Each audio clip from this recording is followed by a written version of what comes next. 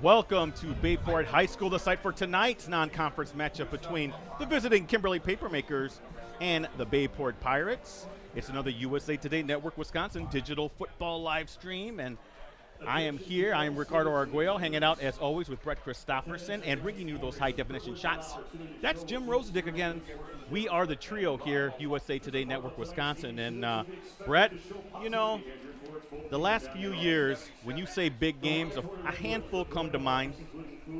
Kimberly, Appleton North, right, something like that. And then definitely Bayport, Kimberly definitely fits in that description. Brett, we're expecting a good one here between these two teams. And for Kimberly, it's first game of the season. Week 2, but game 1, right, for the Papermakers, 2 seasons in a row where their first week opponent backed out, which is unfortunate. We'll talk about that as the game goes on, but you're right.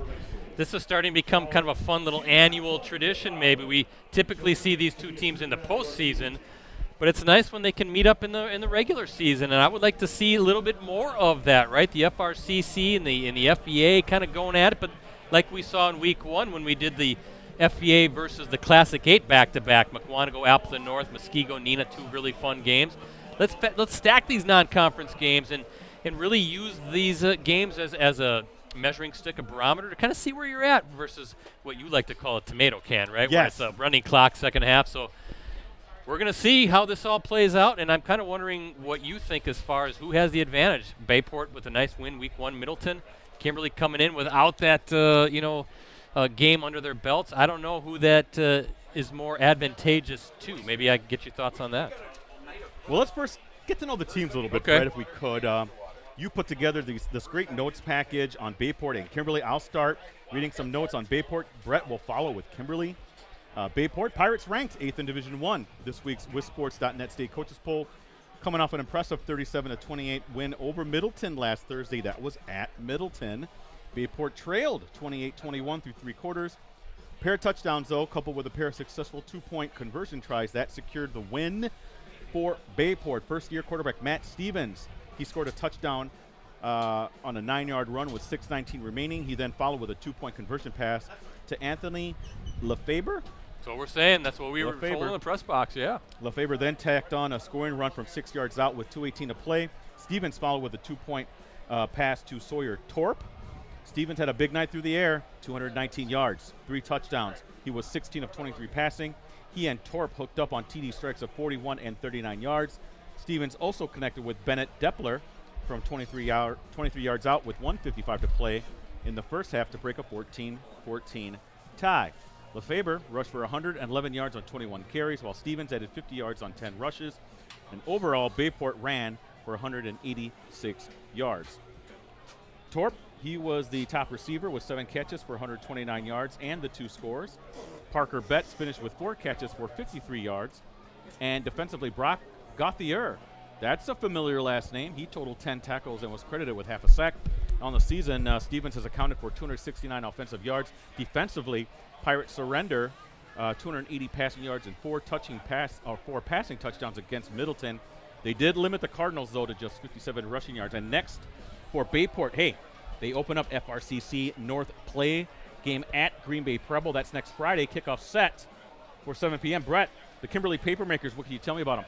Hey, the Papermakers opened their season ranked 3rd in Division I this week's WisSports.net State Coaches Poll, and they're coming off a 10-2 showing last year, in which they tied for the Fox Valley Association crown with Kaukauna and advanced as far as the state semifinal. Again, remember, first game of the season is tonight, week 2 for the Papermakers. For the second year in a row, Ricardo, Kimberly's week 1 opponent backed out late. This time it was Milwaukee Vincent, right? And the Papermakers, not enough time to find a replacement game. Running back Marcus Doucette returns to the backfield and is expected to shoulder the load for a rushing attack that expects to be formidable once again. Doucette ran for 720 yards and 7 TDs last season. Braden Ellefson, a defensive standout last season, will play both ways as a linebacker and quarterback. How about that? Ellefson was the team's top tackler last year with 75 total stops and will remain in that defensive role while also taking those snaps offensively. Junior Cam Wong can fill in at quarterback when needed. Receiving prospects include Carter Howard, Aaron Cullen, and Aiden Lam. Hey, Nathan Rathkamp, right? He has committed verbally to play collegiately at the University of St. Thomas. He's going to anchor Kimberly's offensive line at center. Defensively, look for Sawyer Hanlon, Landon Van Offren, and Benny Kiefer to team up with Ellefson to lead a a stingy group on that side of the ball. Hanlon, a defensive lineman, finished with 7 sacks last season. Van Offeren and Kiefer returned at linebacker and defensive back, respectively. And Kimberly, by the way, 40 letter winners back to Chad Michaewicz's squad. Home against Oshkosh West again next Thursday for the Papermakers. That's their next game, 7 p.m. kickoff at Papermaker Stadium. Overcast, but overall a very pleasant evening, Brett. Wouldn't you describe it as such? Beautiful. I think the rain's going to hold off until later in the night. Looks to be the case, huh? Yeah, we're expecting a good one here again. Kimberly Papermakers, Bayport Pirates. Great matchup between these two powers in the Fox Valley. Kimberly, for the longest time, the premier team in the Fox Valley Association, while Bayport same can be said for them in the FRCC North. I just saw Steve Jorgensen, the elder, come in. He put on the headset. I think he'll be up here helping out with the offense for Bayport. Now that's a heck of a get. And I know obviously Steven Jorgensen, his son, is the head coach here at Bayport, but anytime you got Jorgie over there helping you out, you know you're in good hands, Brad. He did a great job over at Neenah. We'll talk about that, but I think he is bound and determined to hit every program in Northeast Wisconsin, yes. right before it is all said and done. But we talked about that, kind of, I would say, quite the blow for the Rockets, because I know he was a very big part of a very talented Rockets team, and a team that Neenah feels it can make a deep run again this year. We saw Neenah last week against Muskego. Man, they looked like world beaters that first half, right up 21-3. Right. And then Muskego looked like world beaters in the second half, 28 unanswered points behind that wing T offense. Their defensive line was very stingy, and the Rockets just couldn't get anything going. So it'll be interesting to see how they rebound in week 2. And the same with Appleton North. They went toe-to-toe with McWanago. So we'll kind of keep an eye on all this stuff. And a lot of Thursday games for our Cellcom varsity game of the week live stream. We're going to have another one next Thursday night. We're not going to compete with the Packer game next Friday night. And who's that next Thursday night game? We're going to Kakana at Hortonville. Ah, good one. I like it. Get to see the Polar Bears. And the Ghosts. Again, thank you all for tuning in. We're here at Bayport High School. Pirates and the Papermakers. Ricardo, I want to thank our sponsors, Cellcom and Cooney's Embroidery and Sportswear. Cellcom is your local wireless carrier who keeps you connected to what matters most. With a homegrown 5G network and extraordinary customer care, they are more than just a wireless carrier. They are technology with a heartbeat. Visit cellcom.com to learn more and get your team, club, or business name out there with Cooney's Embroidery and Sportswear. They customize products specifically to fit their customers' needs. Custom embroidery, screen printing, and graphic design, Cooney's does it all. Visit them online at Cooney'sEmbroideryandSportswear.com. So, again, speaking of Cooney's, are we getting new swag, Brett? Yeah, we might be getting a few more shirts, but I want to finish that, or at least answer the question that I asked. Who's this more advantageous for? Is Kimberly coming fresh, right? Not any bumps or bruises? Listen. Or Bayport with that win against Middleton, which was a nice win. To me, Middleton, if I was if you're asking me what position would I'd rather be in, it's Bayport. I think they were able to get out of there without any injuries of significance. Anytime you can play a team like Middleton on the road, you're going to get a lot out of that. It's not like they're playing, like I said, Brett, they weren't playing some D1 tomato can. Right. Middleton's a very, very quality program. You're playing that on the road first week of the season. You're going to get a lot out of that, and I know that Coach Michaelwitz was very, I want to say disappointed that they weren't able to play week 1, because there's a lot of moving parts when it comes to game situations, Brett. Okay, let's just say for a second, Wonky Vincent, it would have been a blowout, but you get game action, you get to use your special teams, little things like that you can only do so much in practice. You want to get out in a game situation, snapping, all that kind of stuff, finding rhythms on offense. I mean, you get it, even with a team against Vincent, a team like Vincent, you were able to pull something out of it, but Bayport definitely got a big check mark in their favor. Coming back, Brett. Yeah, they rallied back. They rallied to beat Middleton. That says a lot. Points, right. That says a lot. Well, second year in a row. Of course, last year it didn't really hinder Kimberly too much. They Papermakers all the way to the state semifinals with having to lose that week 1 game again. But should be interesting. Early season matchup. Loving these great non-conference games that we've had weeks 1 and 2. By the way, Neenah and Menasha, that's the battle for the Rockets. 100th meeting between those two longtime rivals. That'll be a good game as well. We're going to talk more about tonight's game, but first, our national anthem is coming up. Oh, say, can you see by the dawn's early light what so proudly we hailed at the twilight's last gleaming, whose broad stripes and bright stars through the perilous fight o'er the ramparts we watched were so gallantly streaming, and the rocket's red lamp, the bombs bursting in air, gave proof through the night that our flag was still there. Oh, sing us that star-spangled banner yet wave o'er the land of the free and the home of the brave. Thank you. At this time, we would like to welcome the Kimberly Kickers to Bayport High School. Wow. Always impressed with that national anthem here, Brett, sung by the PA announcer. He's good. He is fantastic.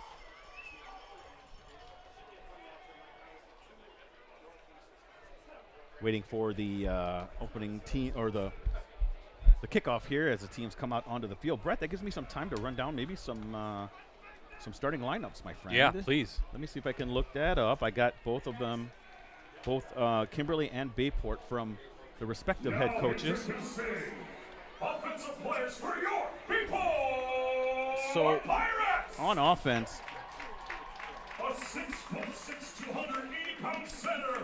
Offense for Dirksen. Bayport, offensive line, Alex Michaels, Aiden Dirksen, David Provost, Luke Weinberg, and Alex Warden. Alex Warden, by the way, one of our Elite 11 players, Brett. And other starters, one of the receivers, Bennett Deppler. And at quarterback, we talked about Matt Stevens, Anthony Lefebvre, James Williams. Also at receiver, Sawyer Torp, Parker Betts. That's your starting offense. Starting defense for Bayport. Along the defensive line, Jason Winkle, Max Romanesco, Gavin Finley.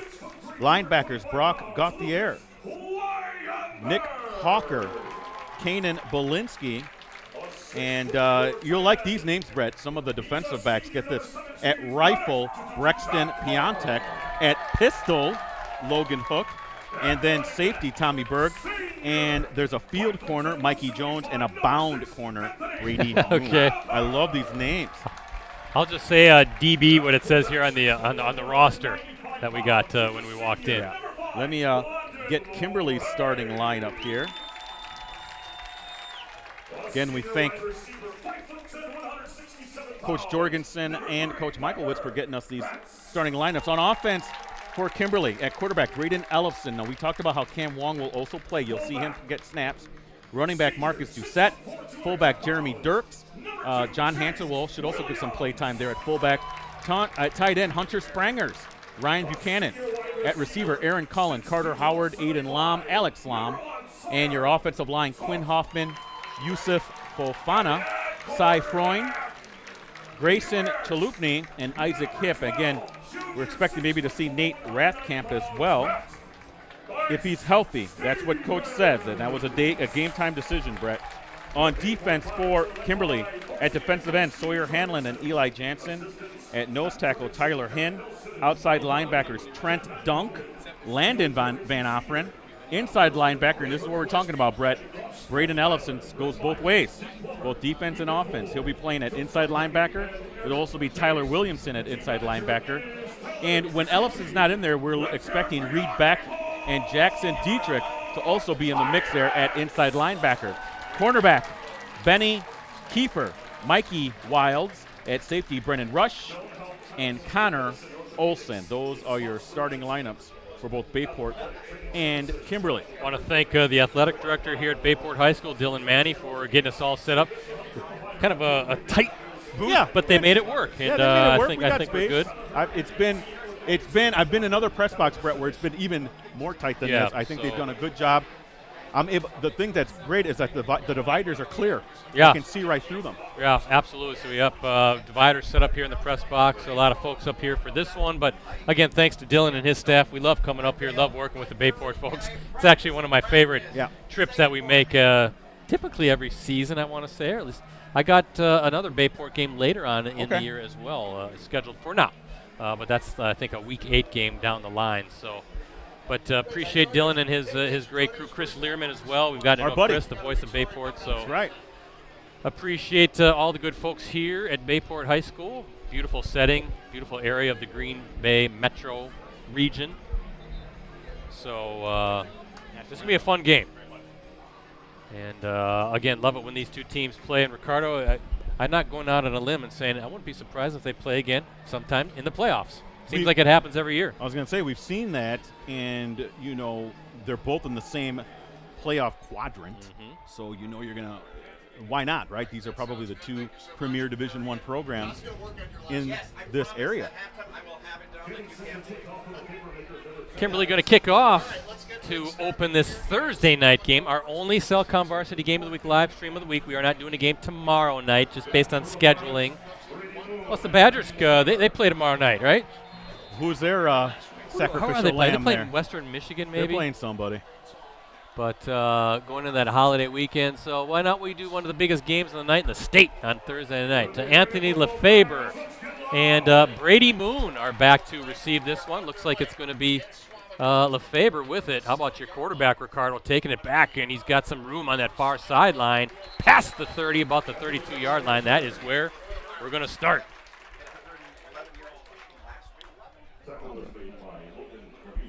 Yeah, nice run back there by Lefebvre as they're going to mark it right at the 32. Me and Brett trying to position ourselves here. Brett, I'm fine.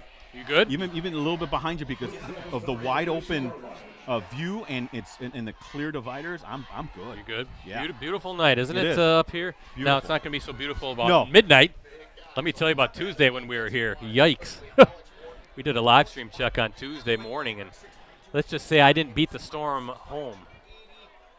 It was coming down. I was a little worried, actually.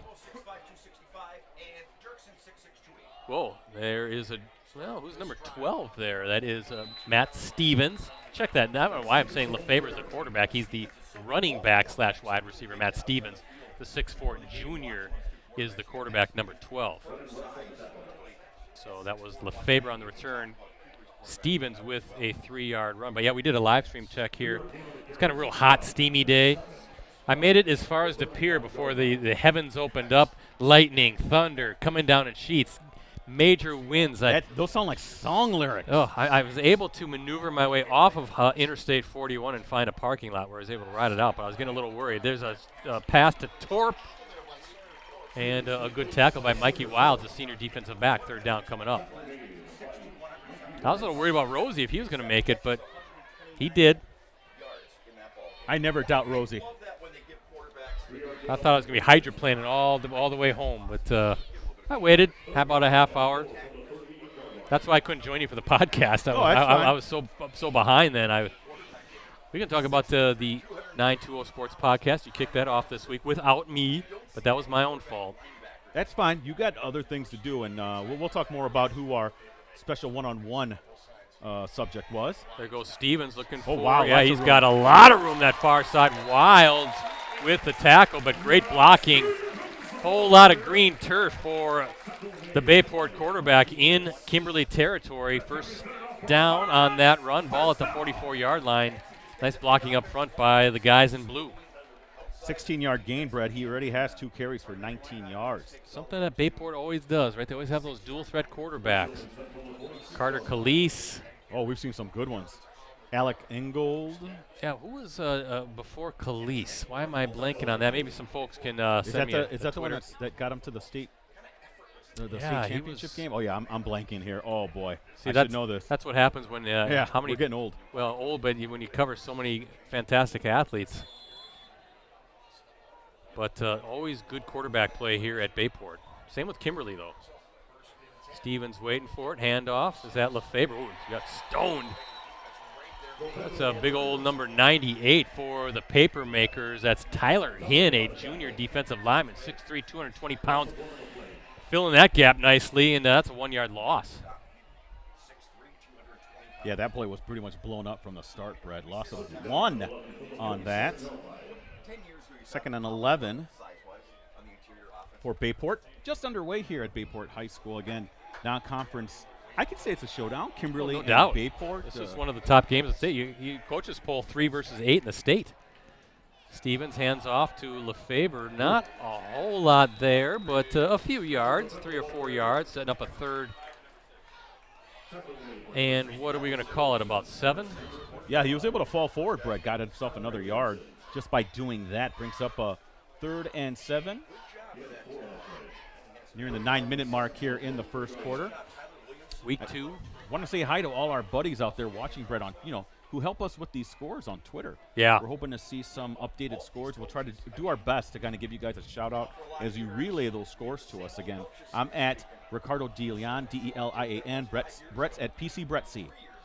Yeah, give us a follow. Stevens drops back. Watch out. Got to get rid of it. And nice catch. And a first down catch at that. Good hands. That's Bennett Depler, the 6'4" senior tight. He's got tight end. He's got fullback, and he's got defensive line on the roster. 240 pounds, good hands, and a nice ball by Stevens because he was feeling the pressure right in his face. Another 16-yard pass, a 16-yard play, I should say. And you're right, Brett. That pass was pinpoint accurate right into Depler's hands. He was able to break a tackle, too, and get a few more yards. So, boy, Bayport looks great in this first series.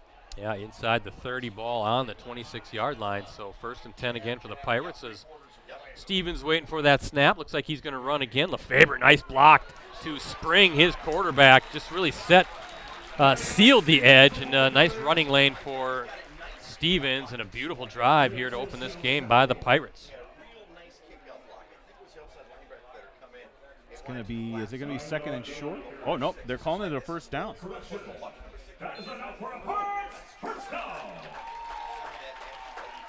Ball at the 16-yard line. 3 carries, 29 yards, Brett, so far for Stevens. 6'4", 190-pound junior quarterback. So Pirates get him for a couple seasons.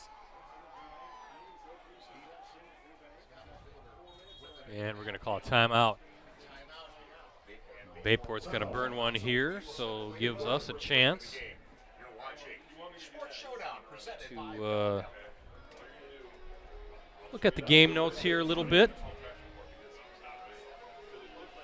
Bayport picked to win the FRCC North by WisSports.net. West De Pere, which is the Phantoms, ranked number 4 in Division II right now. They're next, followed by Pulaski, De Pere, Ashwaubenon, Green Bay Preble, Green Bay Southwest, and Appleton West. The Terrors now in the FRCC North. They are.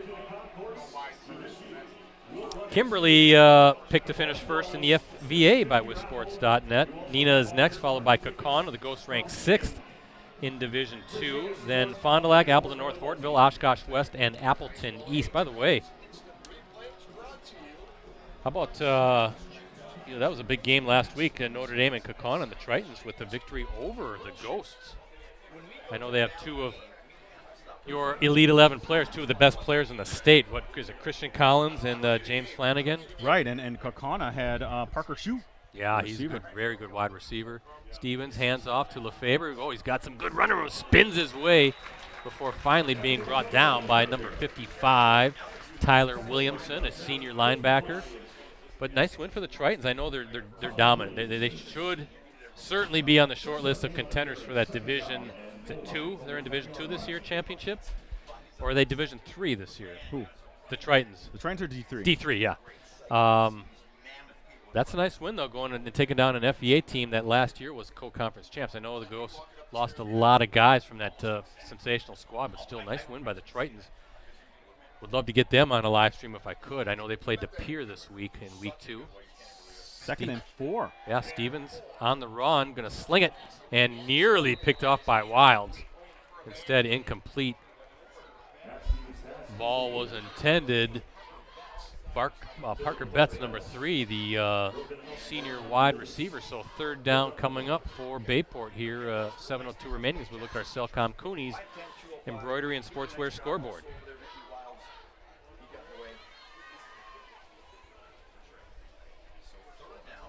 Brings up a 3rd and short, and I'm not really familiar with Bayport's kicking situation, Brett, but if it gets close enough, there might be a 4 down situation.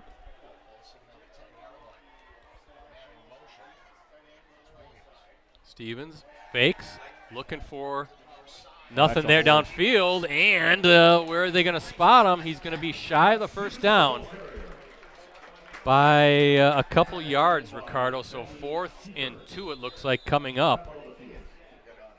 And we have an injury now too, a papermaker down. It looks like it is number 1, Benny Kiefer, the senior defensive back. So we have a timeout on the field as they tend to Kiefer. Hopefully he's all right.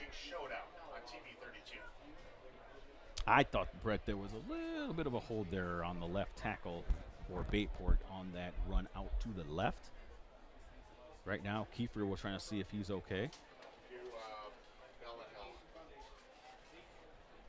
Again, Brett, you were talking about our podcast. Yeah. And we were really lucky and fortunate to have former Oshkosh North softball star, 3-time Gatorade Player of the Year, Sydney Supley, stop by and talk to us. You know, she's jetting all over the place. Chicago, she's in New York, Where's she she's work in for Vegas. Now? She does a variety of, I should say, various organizations. I know the most that she works for is the Big Ten Network. Okay. But she's an aspiring journalist, a blossoming sports journalist, and we're going to watch her career very closely. You can find it on postcrescent.com and the Oshkosh Northwestern.com. Check it out. It's about a 35-minute interview, Brett. We talked everything, about her transition from high school to college and now her early career. She does a lot of charity work as well. So it was great to talk to her. Proud Northwestern grad, played Yes. softball for the Wildcats. Whoa. And they got nothing. They went for it on 4th down. I think that was number 98. Tyler Hinnigan for the Papermakers, the junior defensive lineman, dropping Lefebvre. Turnover on downs. The Kimberly defense holds. And Van Offren was also there cleaning up. Where do they have the ball? At the 8. So no gain on that. I think they're actually at the 9. Oh, is that where they have it? Looking at the down marker, looks like he's at the 9. So loss of 1. Yeah, Sydney Supley, what a high school career and what a college career. And, of course, as far as her getting into the media field, that's a great journalism school. Well, not just that. She did her undergrad at Northwestern and then her master's at Syracuse. Oh, wow. So she was able to work. She worked in that market as well, New York. So she's got both big journalism Absolutely. programs right there. I would have been curious to get her take on media nowadays and the state of it. Little direct snap. Ooh. Is that Doucette? Watch out. Oh, boy. boy. On the run. Marcus Doucette. Can he be caught? He's at the 30. He's on his feet. He is in the end zone. How about that for the first play of the game? 91 yards, Ricardo. 91. What a run by Doucette. Just explosive. Got through that line. Great blocking up front. Ricardo, he turned on the Jets. Yeah, and he's And worked he's hard. gone. I talked to him before on the first day of practice, Brett. He was very excited for this season, really worked hard in the offseason, really developed a nice relationship with his linemen. He gave them a lot of love, and that kind of cohesion, Brett, critical. As we know, Kimberly always has outstanding running backs, and he's going to follow along that line of DJ Stewart, Blair Mulholland, Blake Berry, that kind of stuff. So good opening carry. Yeah. Set. Way to start the season offensively, huh? As number 10, Maddox Hermes with the PAT, and with 6:37 to play here in this opening quarter, a 91-yard touchdown sprint to the end zone by Marcus Doucette puts the Papermakers up 7-0 as we look at our Cellcom and Cooney's embroidery and sportswear scoreboard. Wow. Well, I read your preview article, and he mentioned those guys. He listed those guys when he was a little guy, right? A little grasshopper coming. Oh, yeah. little shaver, as they say. He was idolizing the DJ Stewarts, the Blair Mulhollands, the Fishers of the world, or Frazier, I should say, yep. Caleb Frazier's of the world. So now, and he split time with Gavin Tyson last year, who did a great job. That was a good 1-2 punch. Now it's his turn, and 1 carry, 91 yards. That's a healthy average. That is a very healthy. Listen, my math is pretty poor, but I think he's averaging 91 yards a carry so far in the season, Brett. I'm going to say that probably leads the state. But what an explosive start by the Papermakers, and got to get those big guys up front some kudos as well, because they opened up a nice hole, and second level blocking as well to kind of free up those get those linebackers away. Yeah, Brett, let me rattle off the name of those linemen: Quinn Hoffman, Yusuf Fofana, and I'm not sure if Rathkamp was starting at center, but Cy Freund, Grayson Chalupne, and Isaac Hip, big boys up front for Kimberly. Got to remember Hunter Sprangers as well. That's a big kid, Brett. He is a heck of a shot put and discus thrower. LeFaber and Hansen back again for this kick. Looks like LeFaber will get it at the 9-10 yard line. Here he comes. And let's see how the Pirates can answer. Again, Whoa. Good special teams for the Pirates past the 40. Great field position for Bayport as they try to answer that 91-yard touchdown run by Marcus Doucette. A couple nice returns here by Bayport here to start this game.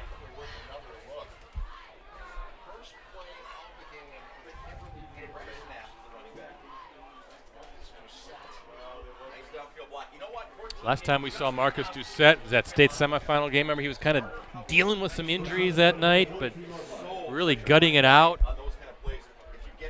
Boy, he was he even touched Ricardo.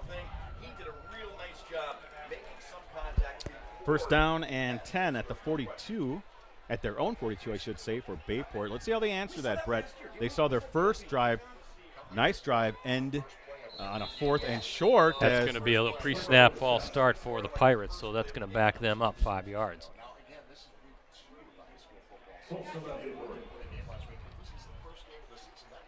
Doucette, of course, his older brother. Ethan Doucette. Yep. He's playing in college. Was it Winona State? Winona State, I believe. He was the Post Crescent Player of the Year, wasn't he? He was the Post Crescent Player of the Year. Heck of a linebacker. On that state title team from 2 years ago, yeah. So here we go. First down and 15 after the penalty for Bayport. Hansen with it, just not a whole lot there. Ellefson, one of the guys in for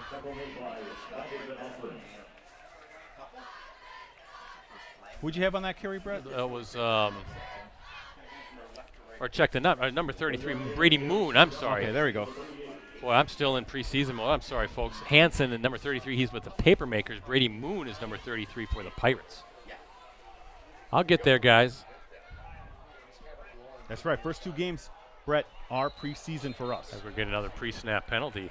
Backing up the Pirates again, and if you're Steven Jorgensen, this is the stuff that drives you crazy. Something like that. Yeah, I know. Brings up it's going to bring up a 2nd and 19, BC.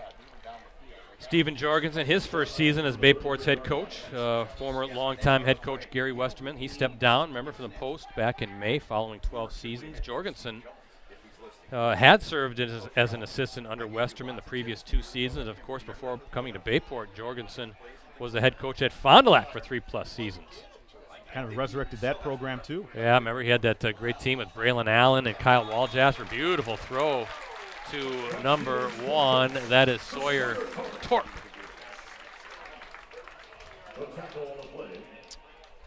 Yeah, Jorgensen, he led the Cardinals to a 12-1 showing back in 2018, berth in the Division I state semifinals. Of course, that great COVID season with Braylon Allen and Kyle Waljasper that we streamed at Appleton East when it was just a track meet between them and Kimberly. It was like 71-47, something like that, I want to say. Crazy. Brett, that was a nice 13-yard gain on that pass. Brings up a very manageable 3rd and 6. Yeah, if they can survive a couple of those false starts, get a first down here, that's doing some good work offensively as Stevens throws. Nice. And he did it. He had time. That's number 3, Parker Betts, the wide receiver, and they do move the chains. So good throw by Stevens, and great protection up front to give their quarterback some time. 9-yard gain on that. Stevens is heating up here. Hey, got a message from Ethan Doucette. He says, shout out to Marcus. Told y'all he's a special dude. Sorry, Ethan. We're a PG show, my friend. We're a family show. If you send some colorful language, I can't use it all. Easy now. But hey, Ethan, we're glad you're on board and watching us, my friend. Hope everything is well and that you're healthy. Stevens dropping back again, fires, a nice pitch and catch. Yeah, they're finding a little rhythm there, Brett, with that passing game. Bennett Depler, number 17, the senior tight end.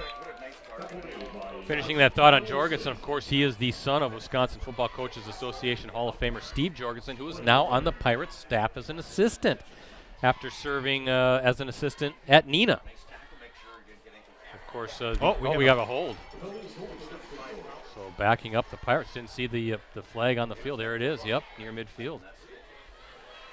The elder Jorgensen, of course, guided Oshkosh North and Kimberly to state football titles. Also on staff here at Bayport is Stephen Jorgensen's brother, Matt. So a little family reunion, but all 3 excellent coaches, and all 3 now trying to get this Bayport team back to even in this one, and of course to see how far they can take the Pirates. It wasn't all that long ago Bayport advanced to the state championship game.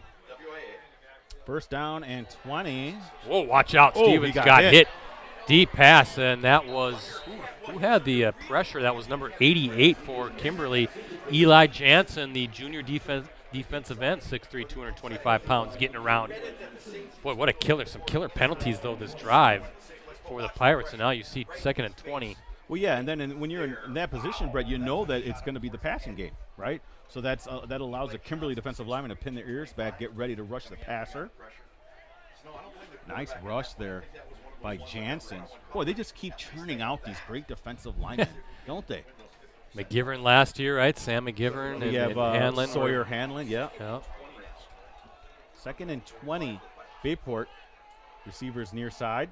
Stevens on the run this time, looking for, there's nothing there. Good coverage downfield, and Stevens did the right thing. Just tuck it in and see if you can get some yards, which he did with his feet, and set up a 3rd and 12 coming up. So about an 8-yard run by Stevens. Rolls out to his left, looking a little downfield, but there's just too much traffic there. Linebackers, defensive backs, all there. Nothing was really open. Stevens has 5 carries for 39 yards. I have him for unofficially on the ground. 3rd and long for Bayport. We'll call it 3rd and 12. 2 receivers far side as Stevens. Got to watch out this time, and that's going to be a little too long, almost picked off by Mikey Wilds, number 2, the defensive back for Kimberly, stride for stride with the Pirates' top receiver, the senior Sawyer Torp. That's going to be a good matchup. Wilds going against Torp. Good. That was a nice ball, but the coverage was there, though. Coverage was there, and I think maybe the ball was just a little off because there was pretty heavy pressure, and I think he got hit right as he threw it, or split second after he threw it. So good job by Stevens, though, to really stand in there and nearly come up with it. Now Stevens back to punt it away. Back to receive for the Papermakers. It's number 14, Carter Howard, and number 26, Keegan, is it Plew? Or is it Plow, I want to say. Marking this at the 15.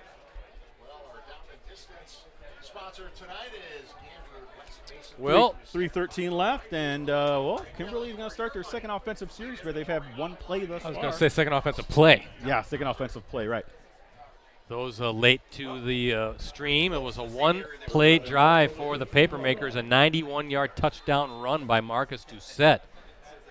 And that was after the Papermakers defense got the stop on 4th down. So here comes Doucette again looking for some. There goes, that average is going way down now. Brett, I will say Marcus, one of our top, I had a list of players to watch. He was on that list. Curious, he wasn't on the top running backs to watch list, though, from the initial one from a certain website. I won't say which one. But again, you got to know that Kimberly's going to be producing some top running backs. So it's always curious when I see those guys not listed among top running backs because you know they will be. Doucette back for the direct snap, has it, looking for some space. Good job by the Pirates, and there's a penalty on top of that. That run by Doucette, I think that was a direct snap to him, that 91-yard touchdown run as well, yeah. So holding, and Pirates will back him up.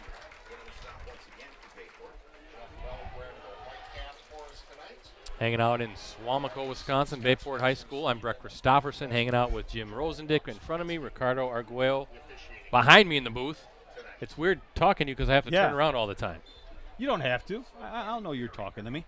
We had a good time last week at Muskego with a 3-man booth with our colleague J.R. Radcliffe. That was fun. From the Journal Sentinel. Yeah, he did a great job. Hopefully we can do that again. Maybe come playoff time. That would be a good time. State semifinal perhaps. We'll see. It's a long ways down the road. So Ellison now at quarterback for the Papermakers. He's going to hand off to Doucette. Doucette, good tackle though. That's number 47, Max Romanesco for the Pirates. Senior defensive lineman, 5'10", 200 pounds, 3rd and long coming up.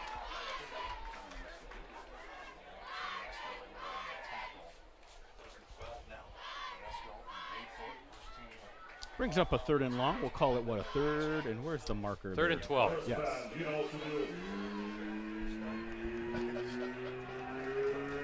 Third down and 12 from the 14-yard line. Braden Ellison, he's back at quarterback again for Kimberly on this 3rd and 12. Let's see what they've got dialed up. And it's another handoff to Doucette, who's got some space, but good job with the tackle. That's number 4 and number 10, I think, combining on that. Number 10, Logan Hook, the linebacker. Number 4, Mikey Jones, the defensive back. And Kimberly's going to have to punt it away. Those guys came in quick, tripped up Doucette. Otherwise, I think he might have gotten the first down. So very good tackling by the Pirates. And that holding call really hurt him. Yeah. Brett, I have Doucette 4 carries, 106 yards unofficially. 33 back, Brady Moon, that is, for the Pirates. Could be some good field position. Let's see, yeah. Moon, he wants a fair catch, comes right up at the Kimberly 45-yard line. So fantastic field position here late in this first quarter as we look. Kimberly leading 7-zip on our Cellcom and Cooney's Embroidery and Sportswear scoreboard. It's about a 24-yard punt there for Kimberly as with 51 seconds left. Bayport about to start their 3rd offensive drive. Brett, you could see on my sheet the difference between plays. A lot more for Bayport, right? Oh, but yeah. That's what a one-play 91-yard touchdown run will do. Although I'm disappointed Doucette's average really plummeting now after that run. Stevens hands off to Lefebvre and still moving that pile close to the 40-yard line. They'll spot it at maybe the 42, 41-yard line. Looks like the 41. So 4 yards on that. Will Bayport get a chance to run one more play? Looks like they'll get to the line quickly. Yep. That mid-pass game is working for Bayport, Brett. Stevens, hand off to Lefebvre again, getting some good blocking up front, and I think that might have been number 8 for Kimberly. Connor Olson, a senior defensive back, one of the Papermakers there to bring down Lefebvre, and that looks like it's going to be the final play of this opening quarter. It is. And as we look at our Cellcom and Cooney's Embroidery and Scoreboard, Sportswear scoreboard, Papermakers up 7-0. Got to update my Twitter. You can follow me at Ricardo DeLian, D-E-L-I-A-N, Brett at PC Brettsy, Rosie at Metal Rosie. Yeah, so we're going to be back at it next Thursday night, another Thursday game. Kind of strange with all these Thursday games, but we're going to be at Aiken Field in Hortonville as the Polar Bears host Kaukauna in a Fox Valley Association contest. Live coverage kicks off at 6:45 p.m. And remember, you can always access our previous Game of the Week live streams on our USA Today Network Wisconsin websites. Just go to the sports section and scroll down until you see the Watch Our Varsity Game of the Week Prep live streams link. Also, don't forget about that digital deal we've got going on right now. Sign up for a digital subscription to the Post-Crescent, the Press Gazette, any of our USA Today Network Wisconsin sites. $1 for 6 months, and that gets you full, unlimited access on your desktop, tablet, and mobile devices every single day. Brett Kokona, West of Pier tied at 7 Okay, that's a big one, too. in the first. You can find more information on our websites, but you can't go wrong. $1 for 6 months, unlimited digital access. So please sign up today. 3rd and 3 for the Pirates here to start this second quarter. Stevens hands off LeFebre. He's got the first down and more. Good hard run. Right up the gut, Ricardo. Nothing fancy, and they move the chains again. Yeah, needed 3, got 5.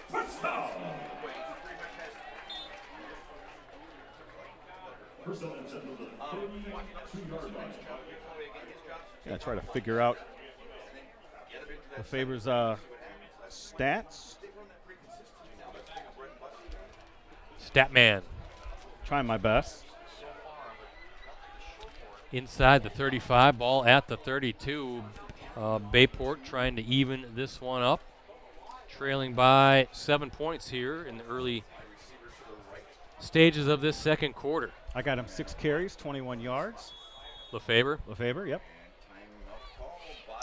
Is that another timeout for the It Pirates? is. Yeah, so that's the second timeout now burned by the Pirates.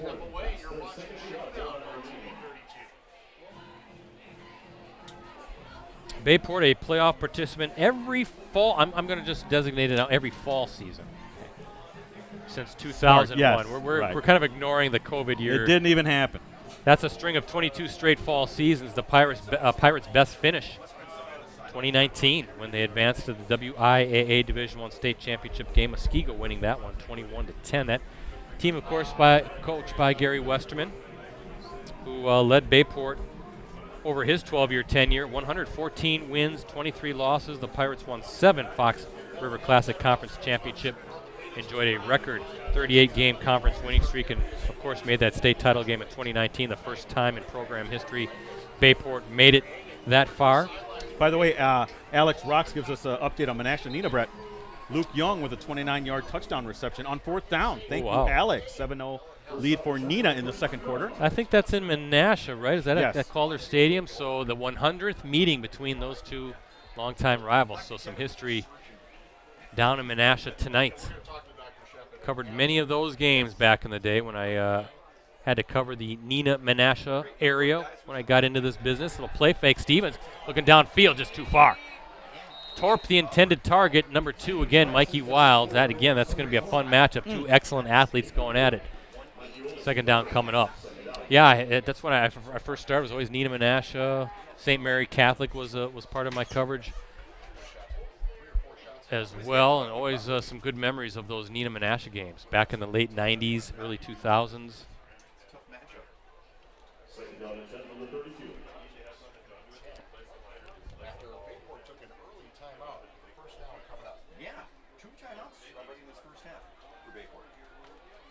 So 2nd and 10 for Bayport. Stevens, good-looking quarterback. Looks like he's going to tuck it in, run nothing, doing. Holy smokes! How about number 90 for the Papermakers? Guess who, Ricardo? Sawyer Hanlon, the senior defensive lineman, 6'3", 250 pounds, shedding the block and just exploding into the backfield. Stevens had no chance. Loss on that one. 3rd down and 13 coming up. Yeah, he's a good kid. I think, Rosie, am I right? We had a good time with Sawyer. He had some interesting antics when it came to doing his green screen captures. By the way, also in our Elite 11, Alex Warden, the right tackle for Bayport. Yeah, I wonder if those two are going against each other a little bit. Good offensive line for Bayport. Some experience coming back and some 2 first-teamers as well, Warden being one of them. But you guys did a great job on the Elite 11. Looks really good, and I know your terrific 10's coming up. We have another penalty. Delay of game. Ooh. Oh, boy. Yeah, our terrific 10 plus 2. That'll explain Oh, that's more. right, yes. Maybe at halftime if we get a chance, but that's going to be released. When Rosie's done with it, I'm thinking next week sometime, right, Rosie? Maybe later next week. He's giving you the fist pump. Yes. One of the rare times he's not in the booth with us. Yeah, He's well, I just below want us to in make the sure that stands. Rosie has enough time for it. I know we have the holiday next week in our Clubhouse Live. Ooh, that's So I gotta already make here. sure Rosie has enough time and our roundtable. I'm pretty much caught up for Clubhouse Live other than, I got to write the script. But Going deep. Yeah, going deep again. Boy, bracketed coverage, and there's some bumping going on. I think the Bayport sideline wanting a flag. You can see Steven Jorgensen talking to the sideline official, but no flag. Letting him play a little bit, go after that ball. Yeah, and if the official's going to let that go, then that's how he's going to allow it to be a little bit more physical than normal. He had a shot at that. But he was well covered, though, Brett, there on that pass play. Brings up 4th and 18 at the 40 for Bayport. Punting situation now. Now a good punt will pin Kimberly back, Brett. My goodness. Hey, 14-7 now West Appear leading Kaukauna. That's according to our colleague Mike Sherry. Yeah, chance to pin the Papermakers inside the 10. Let's see. Ooh, nice high punt. And tough catch, but he comes through. That's number 14, Carter Howard. That's a little scary. You're going up there, nice high punt, a lot of traffic in the middle of the field. He was waving for it for the fair catch. He comes down with it cleanly. And Papermakers, where are they going to spot that? Maybe at the 18-yard line? So 1st and 10 for Kimberly. As the Papermakers defense right now looking pretty strong so far. Yeah. Now, we haven't really seen Kimberly throw the ball, Brett, so. Marcus Doucette back for this direct snap again. Doucette with the 91-yard touchdown run to start this game. And some tough sledding there. Number 55, one of the first ones there for Bayport, Gavin Finley. An offensive, well, he's listed as offensive line here, but playing a little defense as well. 6 foot, 220 pounds, senior, doing a good job. A couple yards for Doucette. 2nd down coming up for the Papermakers. That's the thing. These two programs always so strong in the trenches, right on both sides, offensive and defensive lines. Ellefson now back at quarterback.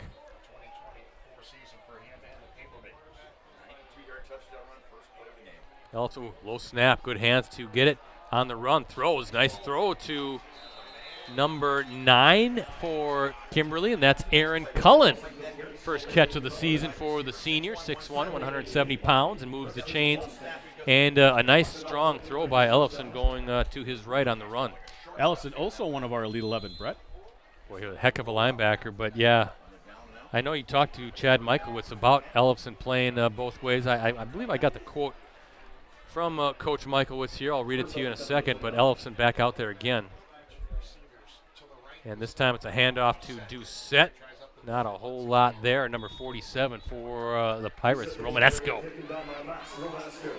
with the tackle. Yeah, he said, this is Chad Michaelwitz to you, Ricardo. Quote, Braden is just too good on defense to pull him exclusively to offense.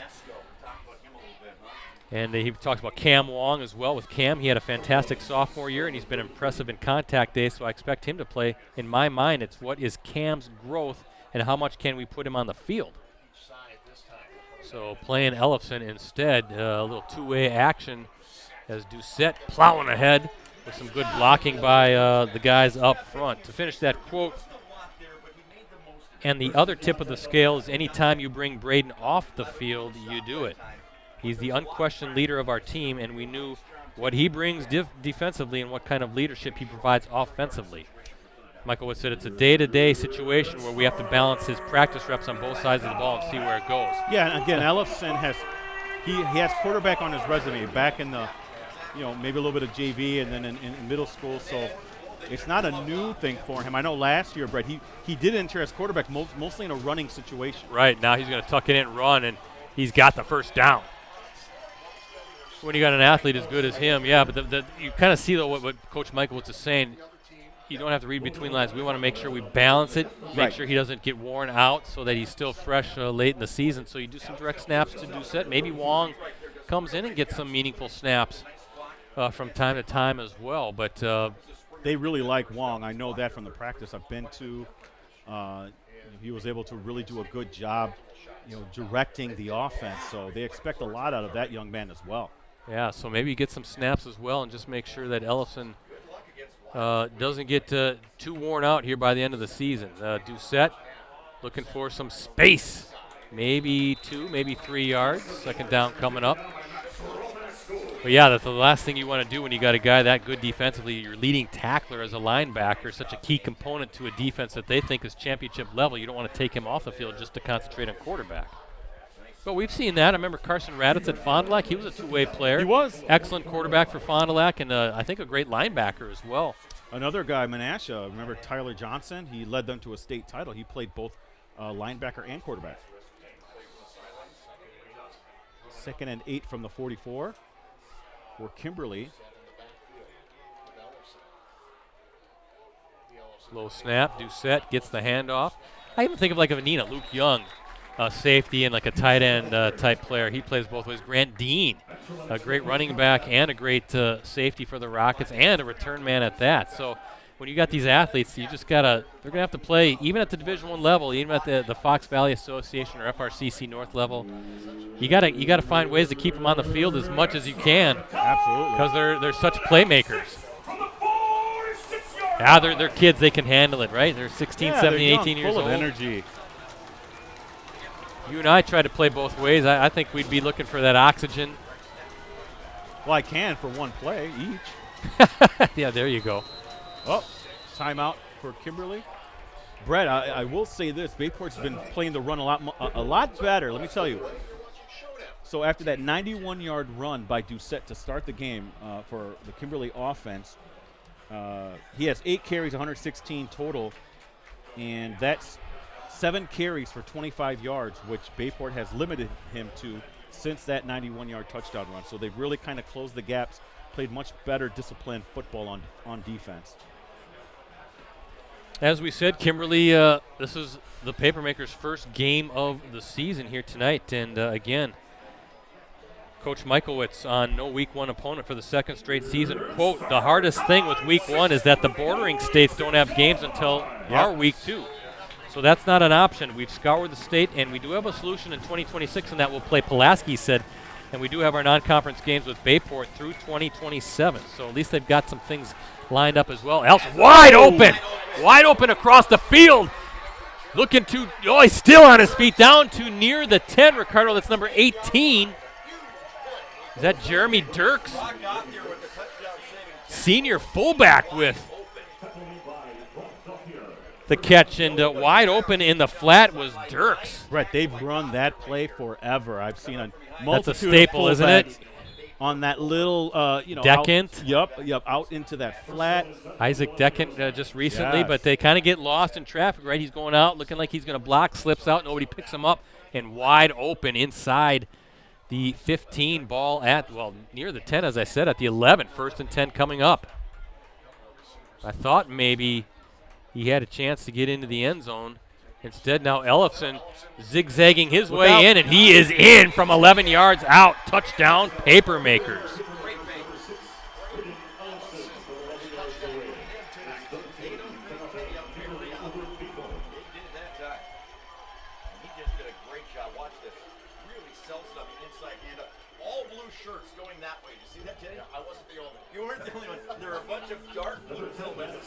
So the pass to Dirks, how long was that, Ricardo? To 31 yards. 31-yard pass, setting up that 11-yard touchdown run, and Hermes now out for the PAT, looking to make this a 14-0 game. Snap is high, but big leg by Hermes, and that one sails through. And as we look at our Cellcom and Cooney's Embroidery and Sportswear scoreboard, Kimberly now up 14-0 with 4:49 to play in this opening half.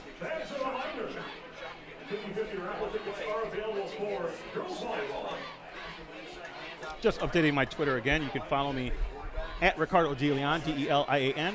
Don't forget Brett, PC Brettsy, and then Rosie, our guy, at Middle Rosie.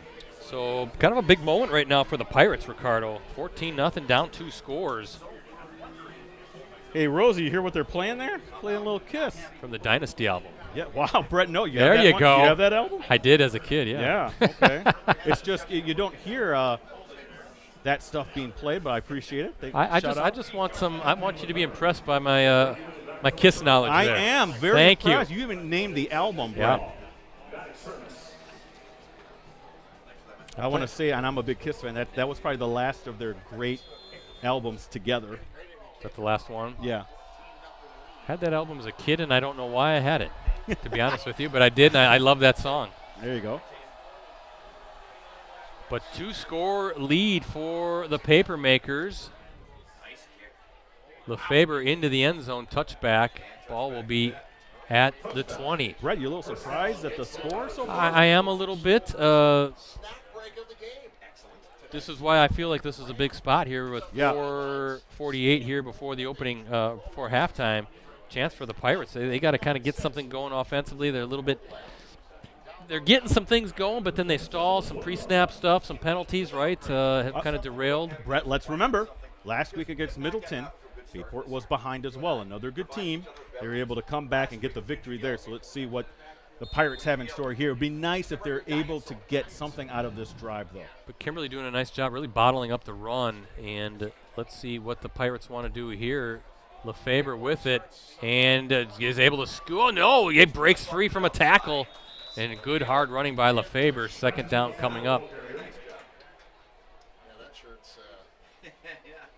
Bayport started the game with the ball, correct? Yeah, right. Yep. So another big spot. If Kimberly somehow is able to get off the field, double up the Pirates with a chance to maybe put another score on the board here to end the half and start the second half with the ball. So that's just a big moment really for both sides here. Let's see if the Pirates can answer. 2nd and 5 from the 25 for Bayport. Stevens under center, tosses it to Lefebvre, looking for some running room. He does.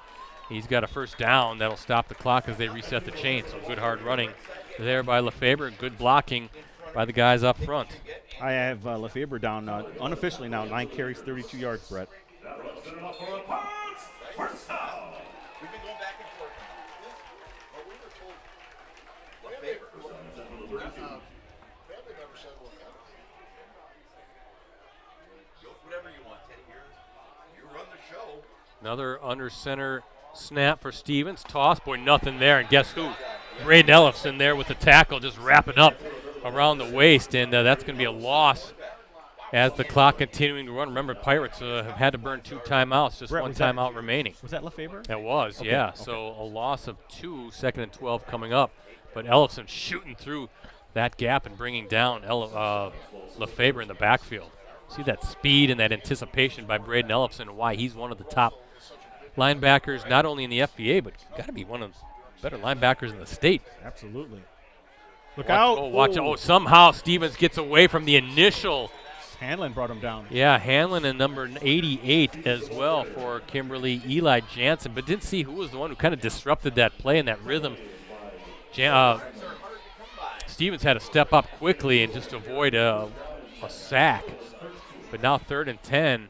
Clock continuing to run here. Big play coming up.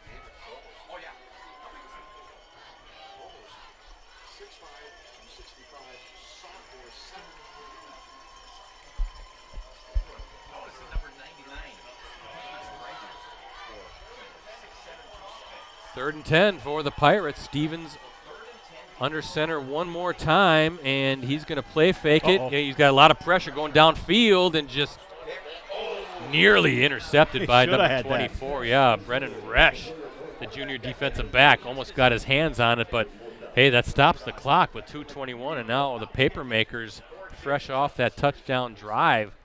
As we said, a chance to end this half with some more points, and then they start the second half with the ball.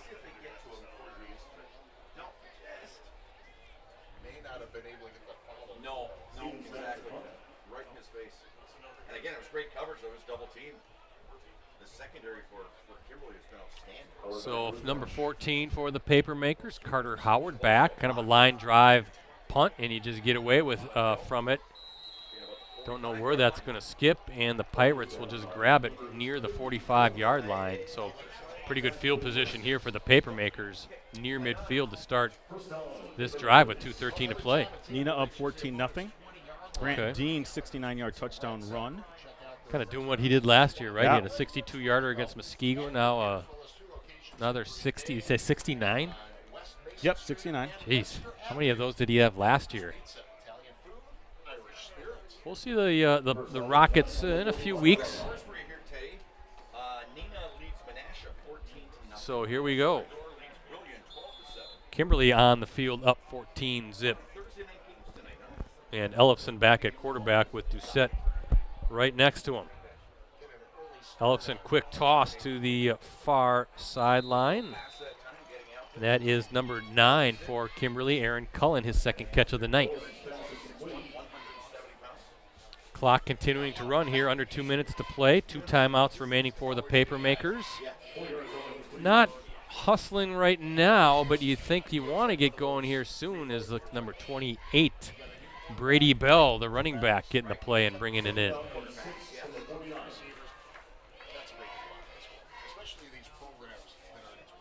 Is that Wong at quarterback, Brett? No, that is Doucette going to take the direct snap. And Doucette's going to run. Nice job there by number 7 for the Pirates. Nick Hawker, the senior linebacker, tripping up Doucette. And clock continuing to run, Ricardo, with those 2 timeouts right at the 50-yard line. Surprised they're not burning a timeout here? No, maybe a little. It is one. I mean, it's 3rd and 5 here. I think this next play is going to determine what they do. Right at a minute remaining here in this opening half. Papermakers sitting on a 14-0 lead. 3rd down, handoff Doucette. And he's going to be close, short by a yard. And I think if you're Michaelwitz, clock continuing to run. Looks like Bayport will take its final time out. And I think if it was me, Mr. Conservative, I'd probably punt it away. I'd go for it. I just got to be contrarian. I just think you're sitting on a 14-0 lead. Last thing you want to do is sway the momentum, right? You're up 14.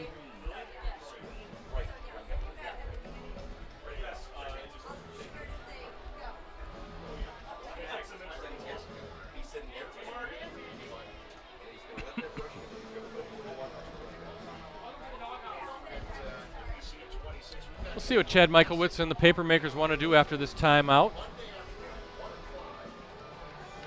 Ellefson is out there, offense on the field as well. Look for, at some point, you see number 99, Hunter Sprangers, senior tight end, 6'7", 270 pounds. But definitely got some beef out there with Ellefson going for it here on 4th and 1. Or could be trying to get them to jump off sides. And now Kimberly will burn its second timeout of the half. 1 remaining for the Papermakers. And it looks like I would think that their punting team would come out now. All FVA performers back to the Papermakers. That includes a pair of first-teamers and defensive lineman Sawyer Hanlon and inside linebacker Braden Ellefson. And a pair of honorable mentions, an outside linebacker Landon Van Offeren and cornerback Benny Kiefer. And yeah, now it looks like the Papermakers going to punt it away, and that is big number 99 Sprangers back to punt. Number 33, Brady Moon there for the Pirates to receive this punt. See what kind of a punt Sprangers can get off. Nice line drive. Going to just, it's going to skip into the end zone. So touchback with 40 seconds to go. So I want to also talk about the FRCC North performers back to the Pirates this season. Offensive lineman Alex Warden, offensive lineman Alex Michaels, tight end Bennett Depler, wide receiver Sawyer Torp, second teamer.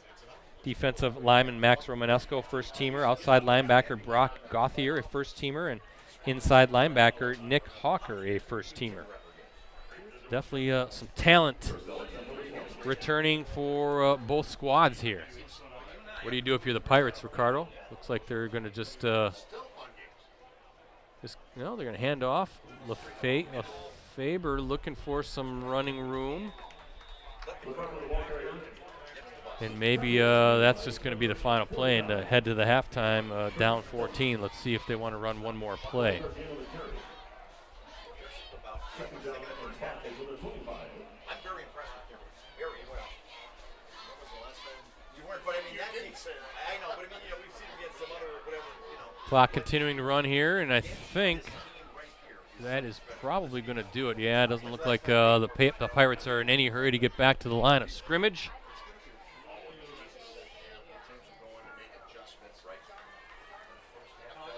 And there you go. We are officially done with 24 minutes of play. As we look at our Cellcom and Cooney's Embroidery and Sportswear scoreboard, Kimberly up 14-zip in this Week 2 Cellcom varsity game of the week prep football live stream. Rose, are we running any commercials tonight? All right. Well, I tell you what. Halftime here at Bayport High School, and as I just said, a quick look at our Cellcom and Cooney's Embroidery and Sportswear scoreboard shows the paper makers leading the Pirates 14-zip in this Week 2 non-conference showdown. As always, we will talk more about tonight's game. Ricardo's going to have all the stats and all that good stuff and everything we have coming up digitally at USA Today Network Wisconsin after this short break. From the moment we get up, technology is at work in our world. That's why Cellcom built a network to support big moments and small victories. It's technology with a heartbeat. Promote your business, unite your team, or just get your name out there with help from the professionals at Cooney's Embroidery and Sportswear. Family owned and operated for over 20 years, we have the skills and experience to customize your apparel and spread the word about your business or organization. We can put your logo, name, or anything else you want on any article of clothing. From embroidery and screen printing to graphic design and heat press services, we've got you covered. Call today. Are you ready for this? Ready to take chances? Will you push and break your limits? Are you ready to be a legend? Are you made for greatness? Writing history? Are you ready for this? Are you ready for this? To be a champion, to change the system, start a revolution. This is your moment. Are you ready to fight? To rebuild something? This is the time for glory, for greatness. Are you ready for this?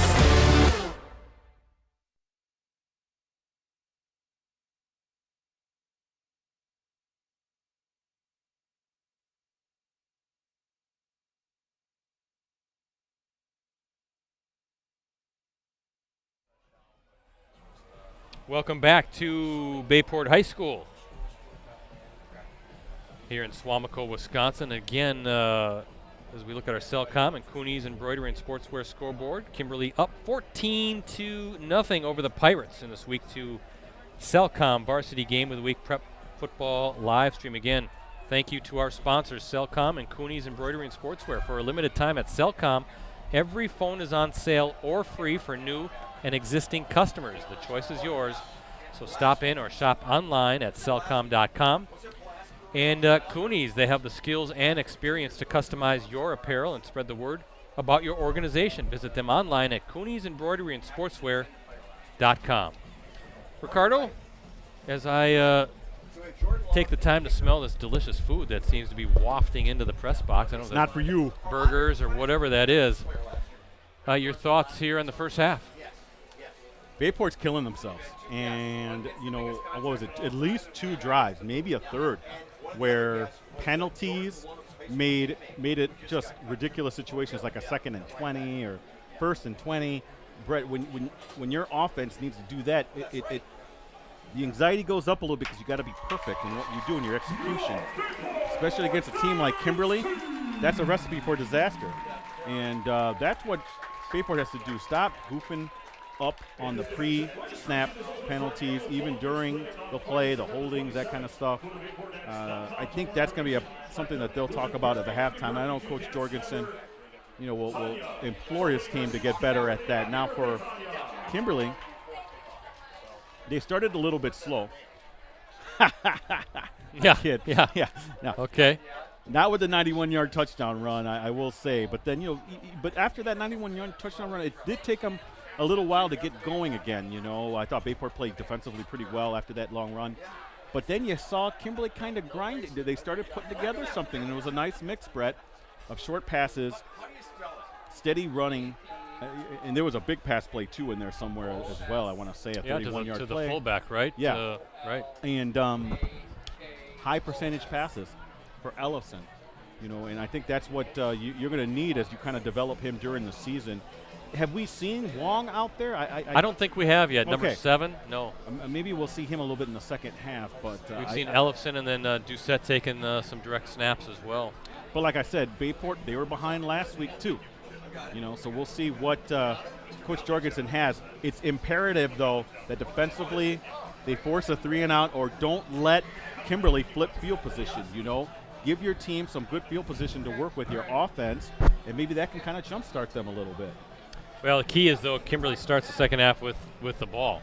So I always think that's a little bit of a momentum builder for a team that's up a couple scores versus a Bayport that maybe could start that second half and maybe cut into that deficit. So I feel like, again, that's a big spot here to open the second half, a chance for Kimberly to go up 3 scores or Bayport get that stop. So it'll be interesting to see Brett, the adjustments and all that good stuff that these coaches always make. Just a few stats for you. Yeah.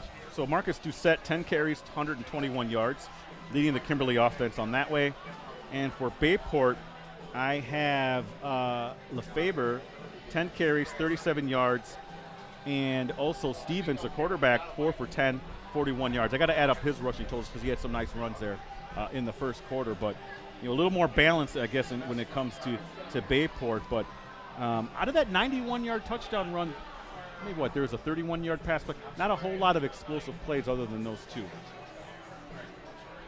Well, things coming up digitally, I guess we can kind of plug ourselves. Clubhouse Live Season 16 starts Monday night already, Labor Day night. I don't where does the spring and summer go? I mean, went by quick. It doesn't seem like just yesterday we were doing the Northeast Wisconsin High School Sports Award show. That was mid-June, and here we are going into September already. But September 2nd, Monday night, that's coming up. Yes, Labor Day night. I don't know why it's so hard for people to understand that we are working Labor Day night. My feeling is twofold. Okay, first of all, Clubhouse Live is our Packers show that we've been doing for forever. We will have a Packers player on every single week. This week we're going to have Pro Football Hall of Famer Leroy Butler. He's going to be joining us because the guys that typically we could have on, the current guys, are going to be a little bit busy getting ready for that big, long trip to Brazil and playing the Eagles later on Friday. So Leroy Butler coming back. We love Leroy, friend of the show, and I think that's a fantastic guy to have on. He's going to have a short autograph session after the show. A lot of details you can find on our Facebook page, Clubhouse Live. Just give it a like. But it takes place at the Fox Club, which is located inside Neuroscience Group Field at Fox City Stadium in Grand Chute, home of the Wisconsin Timber Rattlers. That's also home to Clubhouse Live for the 2nd straight season. Gates open at 5. Show starts at 6:30. No ticket needed. Admission is free. It's first come, first seated, and it's really an intimate setting where you can get up close and personal with a lot of these guys, including Leroy Butler. And by the way, our team of the week is Kimberly Boys Soccer. That's going to be at the Packer game. That's great. That's and a lot of people sounds like coming for that. Yeah. So really looking forward. I think we're going to have a big crowd to kind of kick off the season. Everybody's excited about the Packers. But then after that, we're going to bring on a Packers player every week. We used to do 2 co-hosts, but it's just getting harder and harder for that, for guys to get players in the locker room. So we're switching the format a little bit, just a single player each week, a single guest. But in doing that, we feel like we're going to get a little bit more of the fan favorites, kind of the bigger names. In fact, Kenny Clark's coming on soon, Rashawn Gary, Romeo Dobbs. So that's kind of the list to start out the season. That's pretty darn good, I think. But it all takes place at the Fox Club. Please stop in and join us. And if you can't make it, you can watch it on any of our websites, Facebook pages, and our USA Today Network Wisconsin YouTube channel as well. So check it out. But the reason why we have the show on Labor Day, that's when the Packer season starts. We want to go into the season with some Packers talk. And that's just, we've done that for years. So I don't know why I keep getting some messages like, you guys are doing this on Labor Day night? Well, everybody's back in town by that time anyway. It's Monday night. Everybody's back from their cottages and all that good stuff. So I'm looking forward to it. I know you as a Bears fan. I co-host it. Ricardo co-hosts it. Rosie's part of the production crew. But I know you say as a Bear fan you kind of get tired of it. But I know you like the show too. Well, I like you guys. Hey, and I'll just keep it there. The players like you as well. They like. I'll just keep it at that. The less said, the better. They like the dynamic. So I will say, Brett. Not only is the Clubhouse Live show starting up, but so is Varsity Roundtable. Okay. That's our weekly online high school sports talk show with local high school athletes. And Brett, I was able to solidify the first couple weeks. It looks like. Good. So starting off this Wednesday, and we had to switch around a little bit. It was going to be Xavier girls volleyball, but they asked to do the following week, I believe, September 11th. So September 4th will be Luxembourg Casco girls volleyball. Okay, will wow. be on the show. This So Wednesday? they're gonna, this They're next coming Wednesday. already, They're okay. coming all the way down. Coach Fry, great guy. I've known him for a while. Yeah. Going to bring all the girls down. He said they're excited, can't wait, and we're expecting a good show with them. I'm expecting to have a bunch of volleyball in that first month, maybe even Fox Valley Lutheran, which, by the way, they beat Xavier in tournament play earlier this week. I want to say sorry about that. And so, yeah, Varsity Roundtable starts off with Luxembourg Casco girls volleyball. Brett, they are with Xavier in Division I now. Yeah. They are probably the odds-on favorite, either them or FBL in D2. Yeah, I keep forgetting all this movement now Yes. in divisions. I can't stand Yes. it. I I know can't you stand can't it. I stand can't stand it. I can't stand it. And I want to give also some plugs to our preview stuff that's coming out. Well, the Elite 11, we got to talk about that. The high school, senior high school football digital showcase on the Fox Valley includes teams from Green Bay, teams in the Appleton area. Please check that out at postcrescent.com/varsity, or you could go to Green Bay Press Gazette/varsity. You should see it.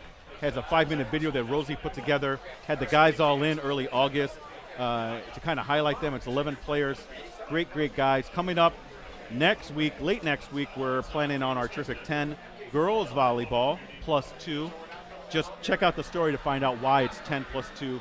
It's a long story. I want to make sure everyone has gets something to do with recognized. some injuries. Some injuries, yes, and it's. I think it makes for a good story, I guess, when you look at silver linings. But looking for that late next week. Again, Green Bay, Appleton area, top girls volleyball players. We got a bunch of girls from the Green Bay area. I'm just telling you, Green Bay coming through with some good talent in volleyball. And what about all of our previews? You can check all that out, postcrescent.com. Our guy Scott Vency has some stuff going on at greenbaypressgazette.com for football previews, things like that. So please check it out. Also, got to give another plug for the podcast, the 920 Sports One-on-One. Brett, we're going to start up the regular 920 Sports podcast next week, talking about the first couple of weeks of high school football. But right now, you can go to iTunes, Stitcher, Google Play, download the 920 Sports podcast, or I should say become a subscriber. You should see the first episode, Season 2, Episode 1, the 35-minute interview with Sydney Supley. If you don't know who that is, she's a 3-time Gatorade Wisconsin Softball Player of the Year. She went on to play at Northwestern. She took Oshkosh North to a state title, I want to say in 2019. And now she is a rising multimedia sports journalist. She's done work for ESPN, for the Big Ten Network, also for local networks over there in the New York area. Why does she work for us? I have to talk to the big guys upstairs. I don't make those decisions, Brett. I'm just a grunt. But yeah, so check that out. She had a lot to say, Brett. She was also a fan. She was also a friend of the Roundtable. I showed her the new digs and everything like that. She was very impressed, seeing that we've come a long way. So it was nice to catch up with her. Brett, she's going to be on an NFL sideline 5 to 7 years, in my opinion. I think so. Look forward to seeing her. She's 23 years old. She's just starting off her career, so please check that out. She does a lot of work also in terms of charity. She helped build that softball field down in Oshkosh, Brett, at Rainbow Park. She was able to collect and put some of her Gatorade money towards that she got, and that kind of kick-started. It was $110,000 or so she helped raise to get that field made. And she comes back and she runs her Sydney Supley, like her camps and things like that. So please give that a listen. Again, postcrescent.com and as well as the northwestern.com. You'll find a link there on the sports page to the 920 Sports Podcast, one-on-one with Sydney Souffle. Yeah, sorry again I couldn't be with you on that one. As I said, that's when we were doing a live stream check here, making sure everything was good to go, and then I got stuck in I thought I was going to get swept away into the land of Oz. It was that windy, so. And then I had a whole bunch of things I had to get done that I thought I was going to be able to get done in time, and I'm like, I just can't do this. Did you see anybody on their bike? No, I didn't see that, but it was weird. But when I drove, everything was in black and white, and then when I got home, it was all in color. Yeah, I don't know how that happened, but and it's still in color. But yeah, good stuff, Ricardo. And here we go again. It's all busy time. All busy time. Getting ready for the start of the second half. Again, thanks to our sponsors, Cellcom and Cooney's Embroidery and Sportswear. Cellcom is your local wireless carrier who keeps you connected to what matters most. With a homegrown 5G network and extraordinary customer care, they are more than just a wireless carrier. They are technology with a heartbeat. Visit cellcom.com to learn more. And also, get your team, club, or business name out there with Cooney's Embroidery and Sportswear. They customize products specifically to fit their customers' needs. Custom embroidery, screen printing, and graphic design. Cooney's does it all. Visit them online at Cooney'sEmbroideryandSportswear.com. First half scoring for the Papermakers. One play drive, right? Yeah. A 91-yard touchdown run on the Papermakers' first offensive play of the season by Marcus Doucette. That came with 6:37 to go in the first quarter, 7-0 Papermakers. And then an 11-yard run by quarterback Braden Ellefson with 4:49 to go in the second quarter, made it 14-zip. That was the play following the 31-yard pass to number 18. That is Jeremy Dirks, the fullback by Ellefson, that set up that 11-yard run by Ellefson. So there you go, 14-0 is the score as we look at our Cellcom and Cooney's Embroidery and Sportswear scoreboard. Check this out, Appleton West. They're leading Sheboygan South 20-7 at the half. West Appear leads Kokona 21-14 at the half. That'll make Rosie quite happy. Yeah, Rosie. See if I can get some of these other scores here. Nina leading Menasha 14-7.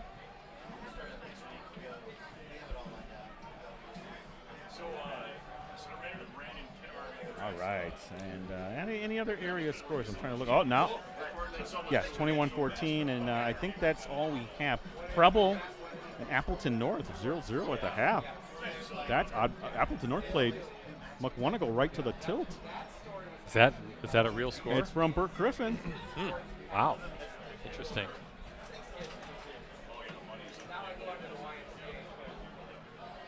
Tell you what, though, I know Appleton North, and I've talked to Rob Salm in the past. They've had some interesting games against Green Bay Preble where it's like a 16-14 kind of game where they've won. Yeah. So I wonder if it's one of those things, a little bit of a letdown with a tough loss against Mukwonago in week 1, Brett. Well, we'll see. It's always, again, these first few weeks are weird. You got a smattering of Thursday games, some Friday games. I hate to say it, though, and it's too bad that college and NFL do this, but with the Badgers next Friday, there'll be a lot of eyes on the Badgers. And then, of course, the following Friday is when the Packers take on the Eagles in Brazil. It's just too bad that they can't let the high school kids have their Friday nights, It's too much views they got to get, Brett. So, yeah. Well, guys, second half ready to start.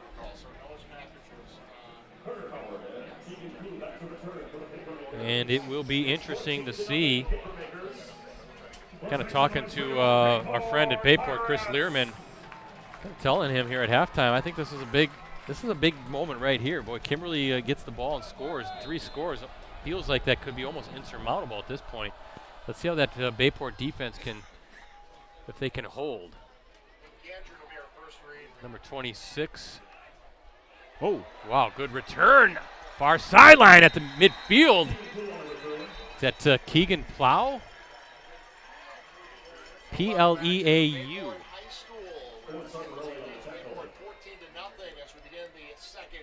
Nice return. Take a look at this return. Yeah, that's outstanding. What a way to start the second half. ball's right at the 50. 14-0 lead. Keegan Plow First down and 10 for the Kimberly Irish from the 50-yard line. So right at the 50-yard line, yeah, and great field position. Great return by Keegan Plow, the junior. And direct snap to Marcus Doucette. Whoa, big time tackle there by number 7, though. Grabbing those ankles, that's Nick Hawker, the senior linebacker, all-conference linebacker. Wrapping up Doucette near the ankles, kind of flipping him over, but Doucette with about 3 yards on that carry. So 2nd down and 7 to go. Outstanding linebacker and a tough running quarterback, but they're going with the shotgun and the Wildcat right here. Doucette again going to line up in that Wildcat, direct snap. Waiting for it. Doucette, 91-yard touchdown run in the first quarter. Doucette reading, and just not much there, Ricardo. Again, guess who? It's number 7. It's Nick Hawker, the senior linebacker, shooting that gap. And here's a big opportunity for the Pirates to try to get off this field. 3 and out. Looks like we have a paper maker down. And that's Doucette, Ricardo. Ooh. Trainer's out, looking at the Kimberly running back.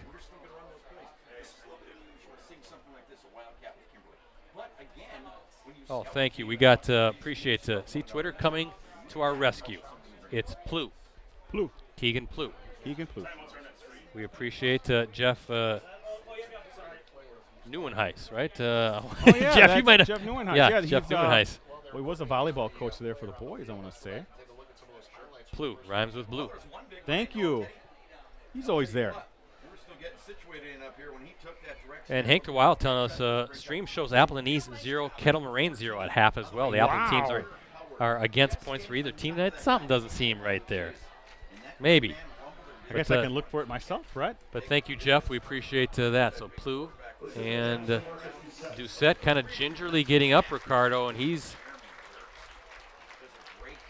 slowly walking off the field. Oh, boy, that's a big-time injury if he can't come back.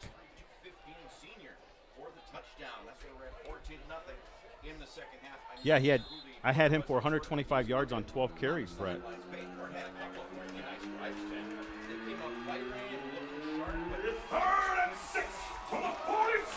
So here you go. 3rd and 6 coming up for the paper makers. Ellefson back out there. And Brady Bell, the running back next to Ellefson. Let's see, with low snap, Ellefson's going to swing it over. Intercepted! Intercepted! Looking to get into the end zone, and he does! Wow, that's Mikey Jones, this junior defensive back. He read that the entire way, Ricardo. They're going to call it a 54-yard return here in the press box, and Bayport right back in it. Well, double salt on the wound there for Kimberly, Brett. They lose Doucette. Then the very next play is an interception taken to the house. That is a game-changing play right there. How about Mikey Jones just reading it the entire way and then sprints down that far sideline to get the Pirates back in this one. Oh, bad snap. And now it's just kind of a scramble drill. Thrown it and almost comes up with a 2-point play. That was Casey Jacobson in the end zone, nearly coming up with it, and Beckett Corton, the place kicker, but it was just a bad snap, kind of bounced to the holder, and so the PAT is no good. Brett, it is 0-0, Kettle Moraine, Appleton East. Really? Yes, at the half. Kettle Moraine, a state power typically. That is some good stuff for the Patriots, though. Wow. All right, let me see if I can update the Twitter.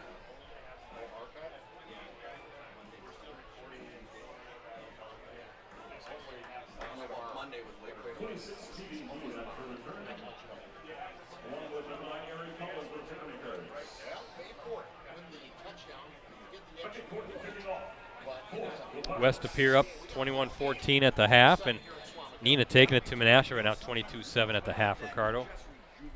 But, boy, talk about momentum swing right there. The Pirates doing what they needed to do defensively. Got not only the stop, but the pick six by Mikey Jones. Kimberly had a great, right at the 50-yard line on that return by Plew to really set themselves up to take a 3-score lead. But Doucette goes out, and Ellefson, I think as he's going to look at film, probably just sort of staring down that receiver too much, right? Little too much. Jones read it and takes it back 54 yards for the pick six.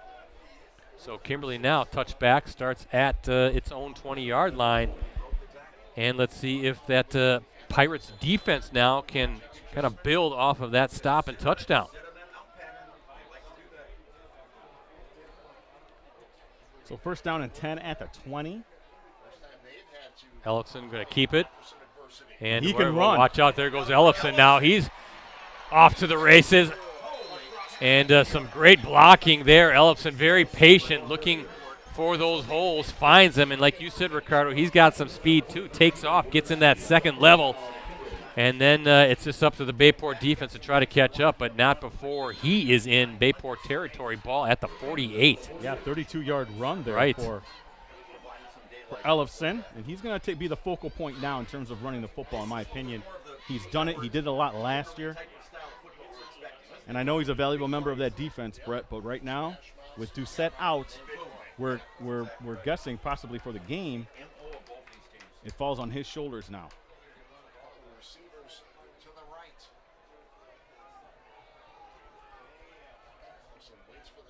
Ellefson going to take it. He's got a couple guys leading the way, trying to get around. That's number 10, though, kind of wrapping up. And that's Logan Hook, one of the first ones there, the senior linebacker, trying to hold on for dear life as Ellefson was looking to get around that far side. 2nd and 9 coming up. Yeah, I'm trying to see if I can see Doucette, but that Kimberly sideline away from us on the other side of the field, so I'm sure he's behind all the guys standing along that line, or I should say that sideline. But boy, hope he's all right. Hope he can get back into the game. He's such a big piece of what the Papers want him to do offensively.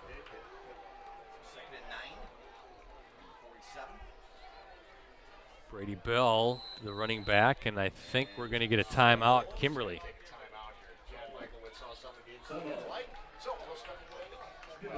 So Kimberly will burn a timeout, up 14-6 as we look at our Cellcom and Cooney's Embroidery and Sportswear scoreboard. Papermakers up 14-6, 91-yard touchdown run by Marcus Doucette. First play of the game, first play of, I should say, of the season, offensively, that is, for Kimberly. And then an 11-yard run by Ellefson with 4:49 in the second quarter. And then we just saw moments ago the 54-yard interception return for a score by Mikey Jones of the Pirates. PAT was no good. Low snap, kind of bounced, and it was helter-skelter after that. Could be a big PAT, Ricardo. Special teams always seems to figure in these close games, BC. Special teams have been playing well for Bayport, though. A couple of some nice returns. Of course, they did give up the long return to start the second half. Now Ellefson play fake and go over the middle and just too high. And they're going to get a late hit there. Yep. That was number 81, Ryan Buchanan, the 6'3" junior tight end. And I guess the officials are going to say unnecessary roughness there. No need to hit Buchanan. But that's a tough call. It's tough. It was maybe a second late, but it was in that gray area, and they're talking about it, Brett. You can hear the Pirates fans in front of us not too pleased with the flag. And they are going to get a personal foul against Bayport. Yeah, you can hear the boos now. The boo birds out, not liking that call. It's a tough call, but yeah, I think you're right. In that gray area, maybe you could have held off, but that's tough because you're still anticipating as one of those defensive backs, one of those safeties coming up that he's a big, tall target. Buchanan at 6'3" could come down with it, but fresh set of downs, and look at where they are inside the 35. Ball at the Bayport 32.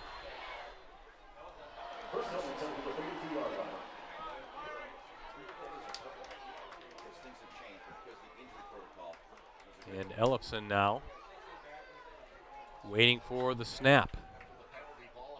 And he's just going to tuck it in. scoots his way through. I'm not sure how he even got much out of that because it looked like somebody was ready to meet him at the line of scrimmage, but a little bit of a juke move, found the seam, and squeezes through for about 5 or 6 yards. So second down coming up for the Papermakers, now on the move without Marcus Doucette, who had to leave with an injury here early in this third quarter. Again, trying to look that sideline over, looking for number 25. Can't see him right now. Second down and 4 for Kimberly. Ellison's going to take himself off the right side. Oh, boy. Stiff arms his way. Gets the first down. I thought maybe that stiff arm might loosen him up. And good job by, I think that was 33, Brady Moon, not only the running back but defensive back as well. Junior doing a good job of warding off as best he could. A pretty good stiff arm by Ellison.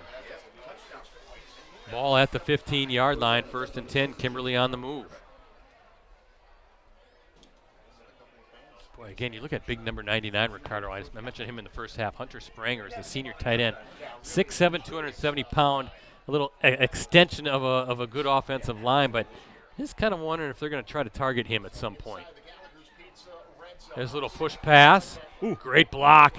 Little cut back inside. Wiggles his way through, and that's Carter Howard, the senior wideout near the first down. Nice little play. We'll call that a pass. Yep.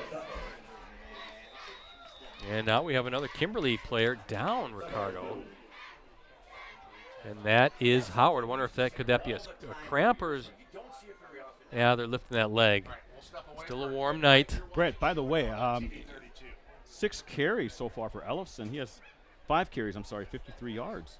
He had 1 carry in the first half because Doucette was doing a majority of the ground game. Okay. But he's really turned it on in this drive. So again, looking at that sideline, if we can get a look at Doucette, but again, don't see him right now. Got the binoculars on the Papermaker sideline. Can't spot him even on the bench. So injury timeout. I think they're just trying to work a cramp out for Howard. Right, I'm looking at the Appleton East Kettle Moraine game. Midway through the third quarter, still scoreless. Let me tell you, Kettle Moraine won the state title 2 years ago, and last year I want to say they barely lost to the eventual D2 Wanakee. I want to say they lost like 7-6 or something, like in either the quarterfinal or the semifinal. So that's a team that's very, very good in the Classic 8 now. I was going to say Classic 8 team, yeah. And I say this because I got into it with an emailer. Oh, boy. I think he confused me for Mike Jerry, saying that I should never pick the FAA over the Classic 8, and I had to kind of set him straight. Come on now. Come on now. Who's saying that? I'm not going to mention the name. Ellison keeps it, spins his way. Going to be shy by about a yard and a half maybe. But listen, hey, I have all the respect in the world for the Classic 8, but the FAA doesn't take a backseat to anybody. And come on now. In this century, the Classic 8 has 12 state titles, Brett. That includes Catholic Memorial, which isn't in the Classic 8 anymore. And I checked, the FBA had 10, 8 from Kimberly, 1 from Oshkosh North, and I included Menasha because that happened a year after they left the league. You know, they don't play second fiddle to anybody. And now you're looking at Appleton East, Brett, which won 1 game last year, is taking powerful Kettle Moraine toe-to-toe. Both Appleton North and Neenah could have, as Ellison dives for the first down. They could have won those games. Those are close games. I mean, we saw what Neenah was doing. We streamed that game up 21-3 at the half at Muskego. They looked like they were unstoppable. Credit Muskego for coming back, but that was a good game. And the Mukwonago Appleton North game was toe-to-toe until Mukwonago kind of pulled away late as well. So those are just 2 great leagues. You know, you give kudos to both, but to say, oh, you never pick an FBA team to beat it, come on now, please. First and goal at the 3. Kimberly 70-game win streak and 8 titles this century. That's more than any of the Classic 8 teams. Not even close. Both leagues are outstanding teams, coaches, and another timeout, Ricardo. Second one of this quarter for the Papermakers.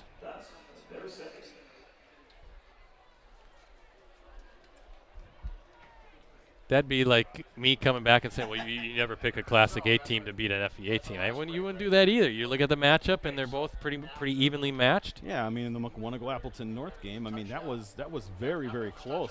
And I would say Appleton North did more to hurt themselves than anything Muckwonago did to them. And Neenah was basically taking it to Muskego in the first half. Now, give kudos to the Muskego. That's a great team. They were fantastic in the second half. They didn't make a mistake. No. I mean, that's what Coach Young was talking about. Well, that's what we said on the live stream. He Yeah. said the same thing we said. They made some adjustments, and their execution was fantastic. But I think he said they were flawless. But if you're looking at talent level, they're very similar, the top teams. And to me, again, no team in the FEA or in the Classic 8 measures up to Kimberly's excellence over this century.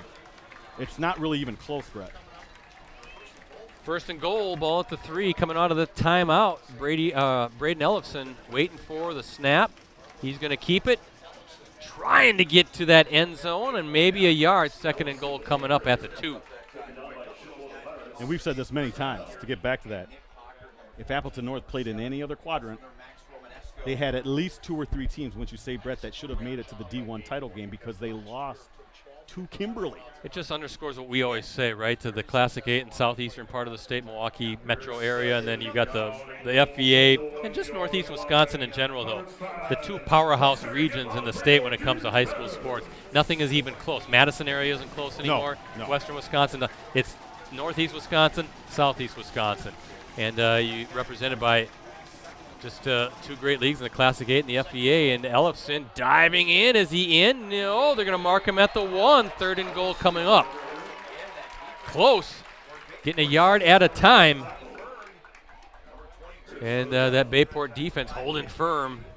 Can they get a couple more stops from a yard out? Got to give credit to the Bayport defense, Brett. That interior line holding the fort, but can they do it again? Ricardo, third down, goal to goal. Ricardo, I do see Doucette. He is sitting on the bench, and it looks like his right arm is in a sling. So that ball is his arm, huh? Yeah, right arm. His looks like that football now inside the 1, and Kimberly's got to take its final time out of the entire half. Well, this is what you're talking about, Brett, about this being Kimberly's first game of the season, and you're doing it against an excellent opponent. Now they have no timeouts, and this is a close game. Now, if they can kind of offset that timeout taken by scoring a touchdown, Brett, and going up by a couple scores here. Wow. But this is a critical drive here for Coach Michaelwitz and the Kimberly Papermakers. But, yeah, I can see him. He's kind of hidden behind some guys, but he is on the bench, and he has a sling, and that right arm is in a sling. So hopefully it's nothing too serious, maybe a sprain that'll heal up. I hope it's nothing more than that. But, boy, you hate to see that.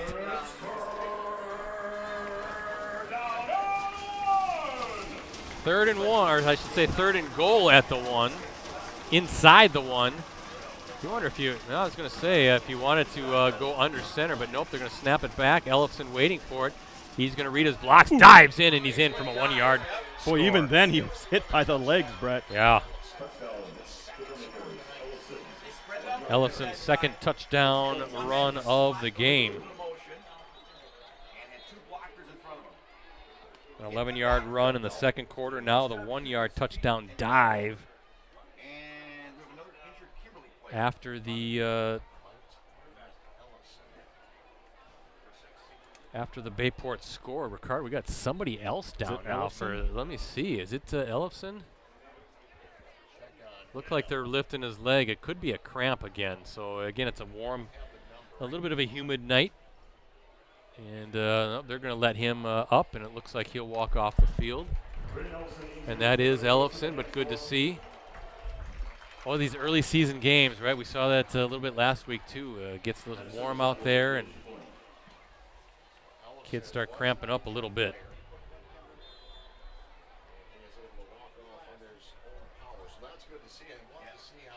So Maddox Hermes in for the PAT. And that one sails through. And with 3:57 to go in this third quarter, Kimberly up 21-6 as we look at our Cellcom Cooney's Embroidery and Sportswear scoreboard. Now, Brett, Kimberly looked pretty good on that drive, but I will say that key penalty really kind of sparked them, got them kind of deeper into Bayport territory, Brett. But good teams take advantage of mistakes, and now you see a 15-point lead for Kimberly.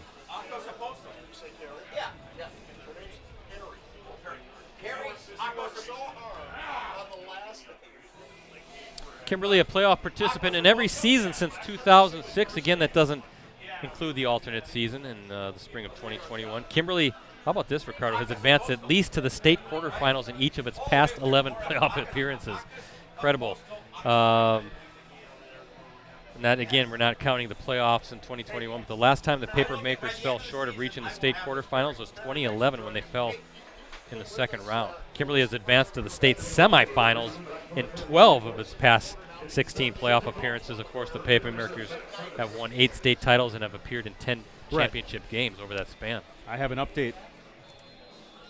Appleton East, Kettle Moraine. East leads 6-0 with 6 minutes left in the third quarter. Appleton East had one win last year. Now they had one. They won last week. I want to say, was it against Green Bay Southwest? On the verge of going 2-0 with a win over Kettle Moraine. How about that? Are we going to get the Patriots? The Classic 8 prize team, Kettle Moraine. East has that good lineman, right? Yeah, Todd Marks. They have a couple good linemen. Kromenackers really built that team slowly, Brad. Unfortunately, they play in the FBA. This is a team that you play in any other D1 league other than maybe the Classic 8. They're winning 4 or 5 games a year. They're getting in the playoffs, but they always lose, what? To Appleton North, to Kaukauna, to Kimberly, to Fond du Lac, to Neenah, right? So it's very difficult for them to play. It's no different than the Classic 8 if you're kind of trying to build your way up and you got all these Arrowhead, Mukwonago, Muskego, right? You're trying to Kettle Moraine. Trying to come back and build something. Now Pewaukee. Well, let's see if Bayport can answer. And Lefebvre looking for some running room. Not a whole lot there. Now, is Ellefson taking a break there? Is he out there on the field? Number 6? I do not see him, Ricardo, right now. Got the binoculars out on that Kimberly defense. Okay. Nope, I don't see that.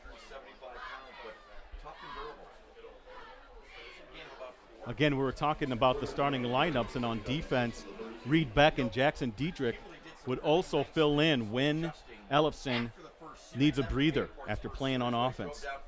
So 2nd down and 6 from the 32.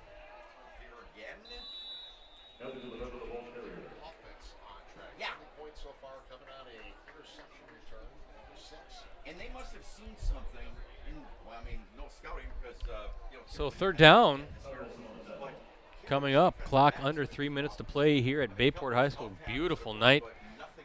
Sounds like some storms maybe overnight, Ricardo, but we'll be long gone by then.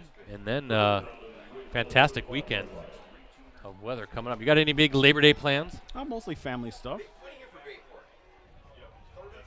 Some league drafts for Fantasy League. Still in the Post Crescent League? Yes, sir. Yeah.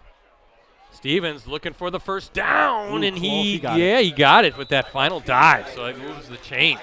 Good run and good awareness by Stevens, just diving forward, knowing he was close to that first down. that was a big down. I didn't either. I thought he was down, and he made that last leap. You're exactly right. 8 carries, 43 yards I have unofficially for Stevens, Brett, but you know what? That was a lot of effort there to get that first down. Last thing you wanted to do is have a 3-and-out, Brett. First down and 10 at the 39 for Bayport. Yeah, it's going to be movement there. I saw it. He knew it too. That was number 2, James Williams. He flinched a little bit, and then I think he was holding. Maybe they didn't see me, and then he heard the whistle and put his head down. The head goes down. I think if you're a lineman, and I was back in the day, that's tough to take, Brett. So moves Bayport back 5 yards. 1st and 15. Pre-snap stuff, right? Coaches drives them nuts. And we're going to get another one? Wow. So now it's going to be 1st and 20 for Bayport. Definitely has some moments of this game where it feels like an early season game, doesn't it? Takes some time. Of course, Kimberly, its first game of the season. Bayport, its second. Takes a couple weeks to kind of iron out the kinks a little bit. Of course, Steven Jorgensen, that's not an excuse. Got to be operating at a high level regardless if it's week 1 or week 9. Clock starts again, now 1st and 20 after those back-to-back false starts. Stevens drops back, got all day. Going to go deep downfield, looking for Torp, knocked away by guess who? Woo. Mikey Wilds again. That looked like a possible completion, Brett. Ball was right there. Mikey Wilds. That, again, great. He's doing a great job of really blanketing Sawyer Torp. He had to reach back, Brett, Yeah. on that play. That's incredible coordination. And Torp's a really good athlete, 6'2", senior, 175-pound wideout. You know they want to kind of get some things going to Torp, but Wilds is right there, making it very difficult for Stevens and Torp to hook up tonight.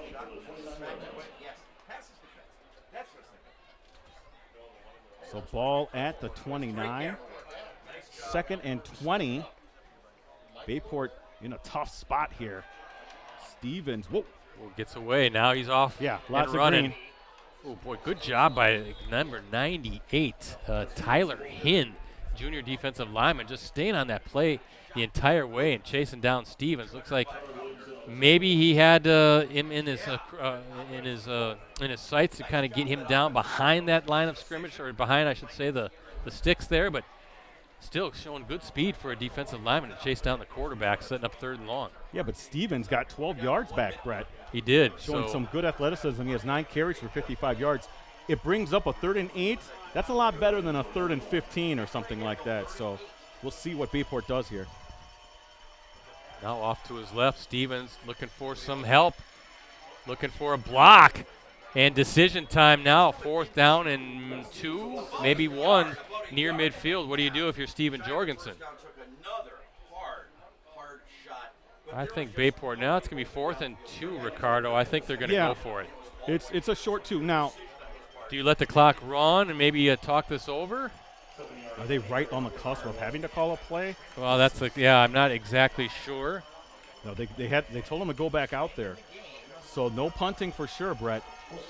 Hey, 2nd game of the year, you have to have confidence in your offensive line. So we'll see if this is another episode of where are they going to try to force, maybe an offside? Yeah, back judge is counting now. So now what do we have? Delay of game. Wow. No, there's a flinch, and I could hear the Bayport coaches in the box not too pleased about that. And now you have to punt. Oh, boy. Again, Bayport just hurting themselves, Brett. This is at least the 4th series I've seen Bayport with penalties just coming at the worst times. Yeah, and that's the end of the 3rd quarter. So 4th and 2 it was? 4th and 7 now. Yeah.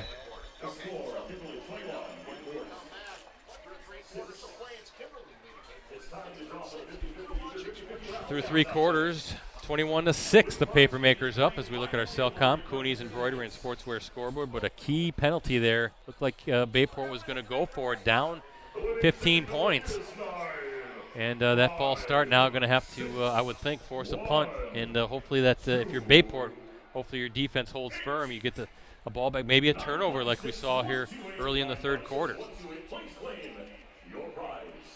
Brett going to 2:47 left in the 3rd, 6-0 Appleton East over Kettle Moraine. That's the upset of the day if that holds true.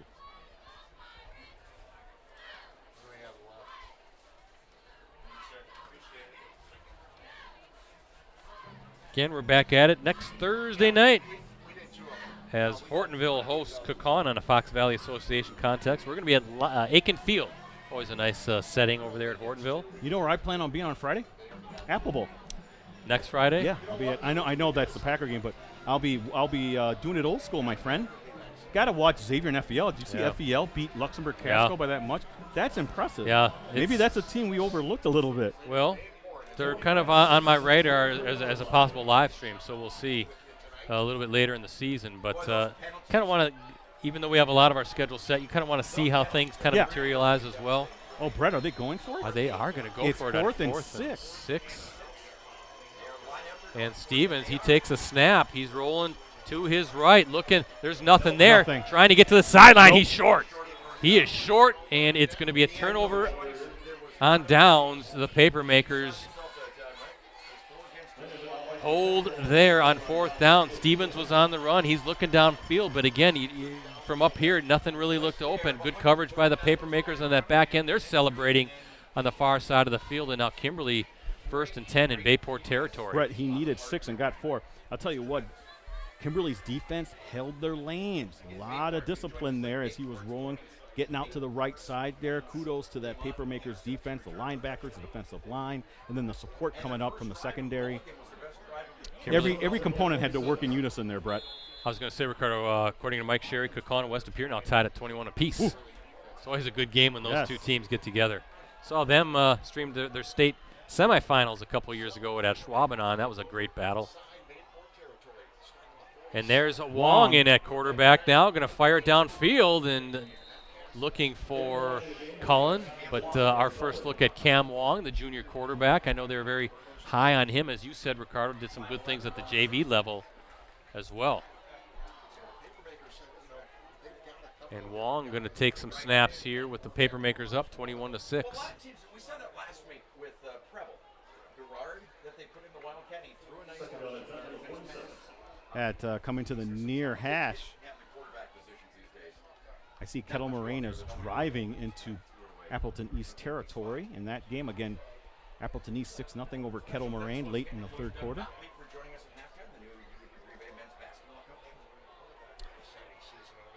Is that Wong still in there, Brett? Wong is in the game, taking the snap again, handoff. And a good run by number 28. That's Brady Bell, the junior running back now.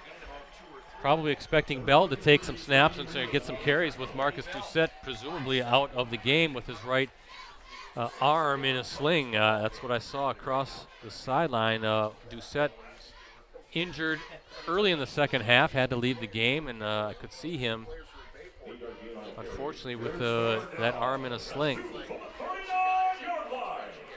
3rd down and 2 for the Papermakers. Is this 4-down territory, Ricardo, if the Papermakers are stopped? Direct snap. And that's more than a first down, more than enough. That's number 26, Keegan Plew. He almost popped through there, Brett. The junior running back with the first down. 13-yard gain, Brett. Now some of these young kids with Doucette sideline getting their chance to shine. Ball's at the 26-yard line, 1st down and 10. Under 11 minutes left here in the 4th. Interesting to know what happened to Ellison, where he got hurt in the end zone. I see Ellison across the sideline. Looks good. Looks like he's, well, he's got his. No, he looks okay back there. Just taking a breather? Yeah, could be. Plew for the direct snap again. He's lined up, ready for it. And just some good blocking. Wow, some really good blocking up front, and just a big gap for Plew to waltz through. And right now, Kimberly in command, up 15 points, up 2 scores, looking to make it a 3-score game deep in Bayport territory, inside the 20, ball at the 19. Brett, it looked like Appleton East was able to hold off Kettle Moraine on that drive into their own territory. So now they're in the back of their end zone on offense. So boy, oh boy, they're playing outstanding against Appleton East. 2nd and 3. Plew again takes the direct snap, trying to bounce it, and he'll be stopped short. 3rd down coming up. Looks like a no gain, 3rd and 3.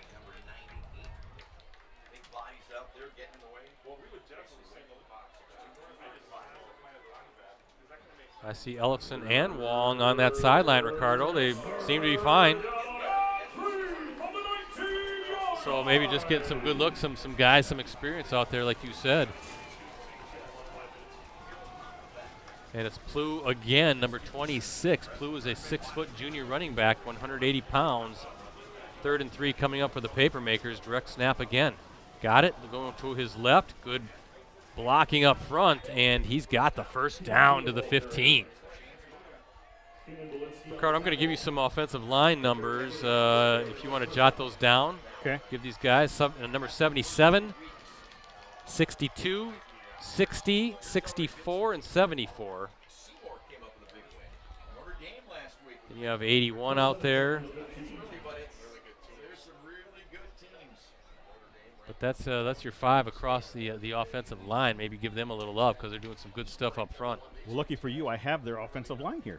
Oh, there you Hoffman, Yusuf Fofana, Sid Freund, Grayson Chalupny, Isaac Kipp, and then Ryan Buchanan, you mentioned, also out there doing some blocking. First down and 10 from the 15. Ellison Whoa. now taking his shot to the end zone, Got and it it. is caught. What a catch. That's number 14, Carter Howard with the score. A rainbow throw and a 15-yard touchdown reception for Howard. Wow. Boy, Howard just basically threw it up and said, you go up and make a play. High points, the football comes down with it. And what a drive for the Papermakers.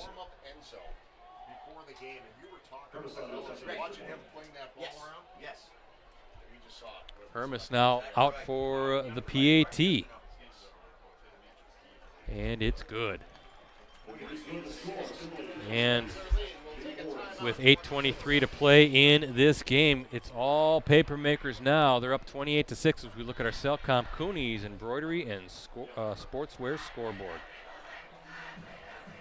Heck of a drive, and see all of a sudden, that's kind of interesting, right? I mean, it's fascinating. How do you manage an offense that way when you keep, you have Ellison in. Then you got a little bit of Cam Wong that we saw in there for a little bit for the Papermakers. And then you had Doucette taking direct snaps. Obviously, he's out of the game. His arm is in a sling. But then you have Brady Bell out there. You've got Keegan Plew out there. You just sort of different pieces, and it's got to be kind of tough on a defense to really know or get into a rhythm of what the Papermakers are trying to do, because they keep mixing personnel in at that quarterback spot. Now all of a sudden you're kind of, I don't want to say you're almost lulled to sleep by those direct snaps, but now Ellison comes out, you're expecting another one, and he just says, hey, it's one-on-one, I'm going to throw it up high. And Carter Howard, the 6-foot senior wide receiver, 185 pounds, he goes up in coverage and makes a tough catch in the end zone.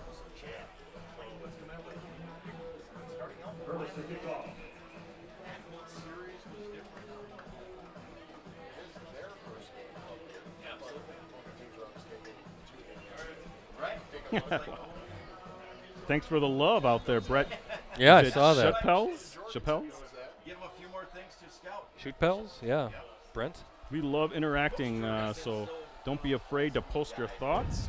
We'll try to talk to you guys during the live stream. We appreciate all of our fans, don't we, Brett? All of our viewers. Yeah, most of them. Most of them. Okay.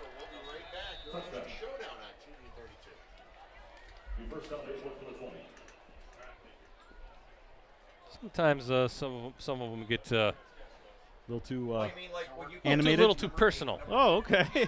You know, it's like, all right, knock it off. You probably face that a lot more than I do. You know who will be getting a lot more attention is Mike Sherry, because he's doing all the predictions now. Yeah, remember our old Dan Vanderpass, Doc, right? He always picked the easiest games. By the end of the season, he had like a 99% correct percentage. I remember we used to at the office give him a little, tease him playfully about that. It's like, well, no kidding, Doc.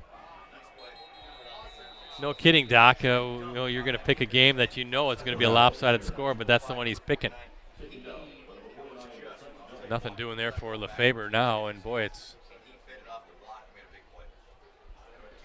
kind of now or never time for the Pirates, down 28-6 here in this Week 2 showdown. One of the top games of the night in the state. Of course, that West Apir-Kaukauna game's a big one as well here in Northeast Wisconsin, but this is number 3, Kimberly versus number 8, Bayport, in this week's WisSports.net State Coaches Poll. I know you have the ESPN poll out there too, Ricardo, that you're part of, the new ESPN poll. As Stevens now running to his left. Now he's going to come back inside, and Ellison with a good tackle. Well, I'm going to give Kimberly my number 1 vote now. I'm telling you that right now.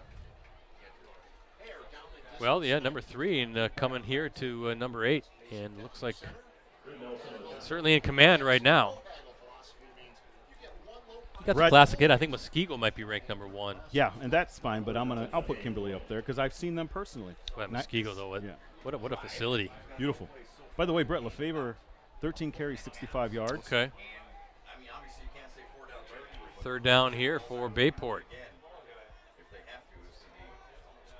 And Stevens dancing around looking for something. Got Throws, got him, yeah, wide open. Good job by Stevens, and look at this.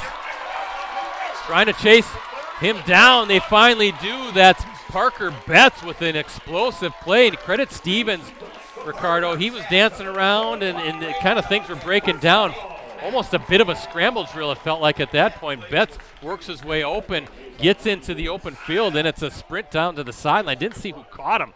I think it was Mikey Wild. Was that number 2. Wild Yeah. to sprint it down? Otherwise, I think Betts is into the end zone. But 62-yard pass play, BC. how about that? Ball inside the 20.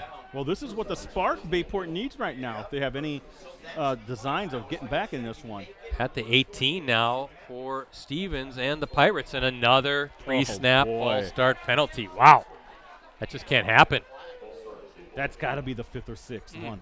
How many flags is that? How many illegal procedure penalties? 4 at the top of my head, maybe 5. And now you wind the clock as it keeps running down 28-6, and you're behind the sticks again, 1st and 15. Now West Appear up 24-21 after 3 quarters.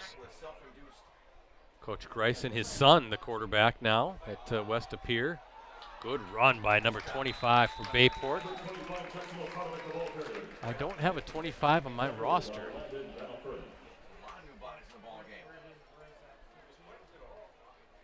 No, I don't, Ricardo, I don't have a 25. I have a 24 and a 26, so I don't know who that was, unfortunately. Sorry, folks, but a good run. 2nd down. And what, 6?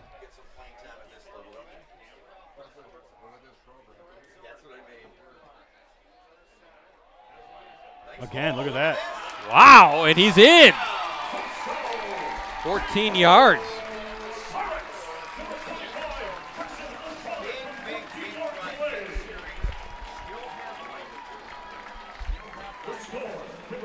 They're saying that's Jackson Atradovic. Is that who they're saying?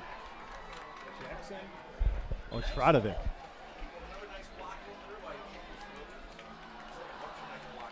And a good touchdown drive for the Pirates.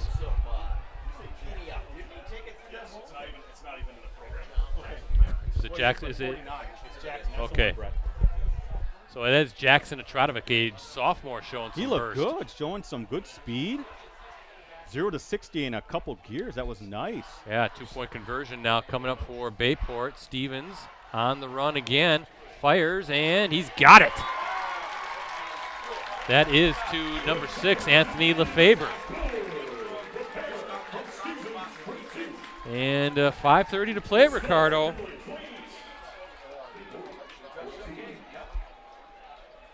.530 to play. Kimberly up 28-14 as we look at our Cellcom, Cooney's Embroidery and Sportswear scoreboard. Now that was an impressive drive for Bayport. That's their best drive in the ballgame. Not out of it yet. And a good answer, good response by the Pirates, especially after getting behind the sticks on another false start.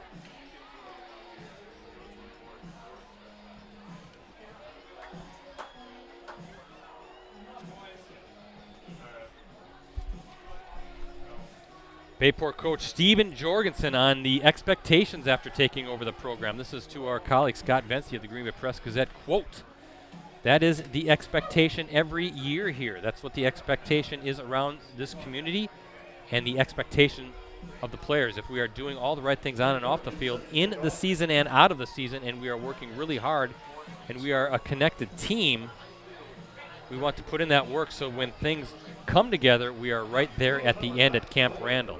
That's the goal. We have no reason to set our goals here lower than that.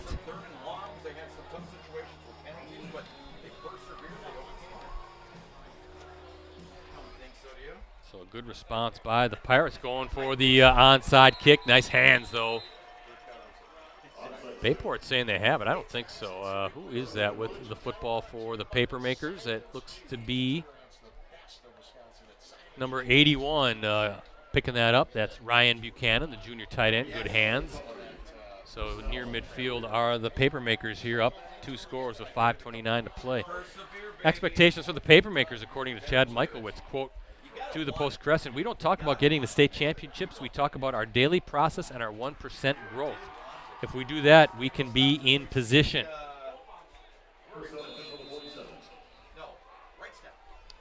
So just 1% growth every day. Ricardo, I think you should live by that mantra. I try to. Oh, no, watch out. You're going to have to fall on it. Nope, he's on his feet trying to make something happen. Brady Bell, but all of a sudden, a little bit of a momentum shift.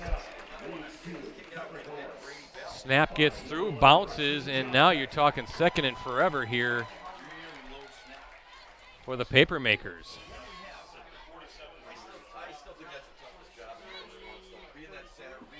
It's down to the 33? Yeah, second and 24? Ball on the 33. Nope, second and 24. You're right, Ricardo. What do you do here? And now Cam Wong in at quarterback. Last thing you need here is an interception or something like that, Brett. Bell with it. Ooh, nice tackle. I think that might have been number 33, Brady Moon, the defensive back getting in there. And third down coming up. Good chance for Bayport to get back on the field quickly. Bayport with all 3 of its timeouts. Third down and 18 for the 39-yard line. Wong still in at quarterback. Junior. Oh, some movement. And this time looks like the Papermakers are going to move back.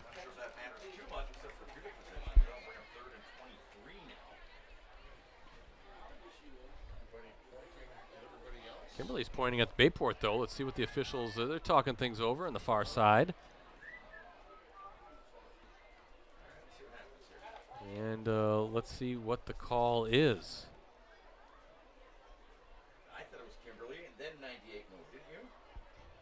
And they're going to say defensive wow. encroachment, offsides on the Pirates. Wow. And you can hear the fans kind of groaning in front of us again, the Pirates fans. Brings up 3rd and 13 then. Yeah, a little bit more manageable, isn't it? Wong in at quarterback. Clock starts near that 4-minute mark remaining in this game. Let's see what Wong and the Papermakers can do. We're getting a free set of 5 yards on that penalty.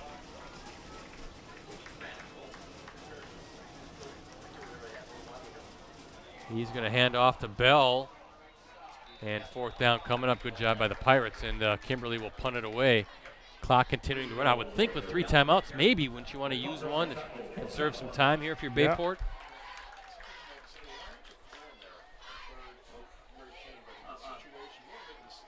So Kimberly doing a good thing, I think, right? To 3rd and 13, you're just running the ball, trying to keep that clock running and get out of here with a victory. But Bayport not out of this one yet. Moon is back for the punt. And Kimberly, I think they're just going to take a delay of game here, Ricardo. Yeah. Going to let the clock run out. Well, they don't have any timeouts to stop it. No, right? but they're just going to let the clock run as much as they can down to almost the 3-minute mark. So delay of game pushes Kimberly back 5 yards. And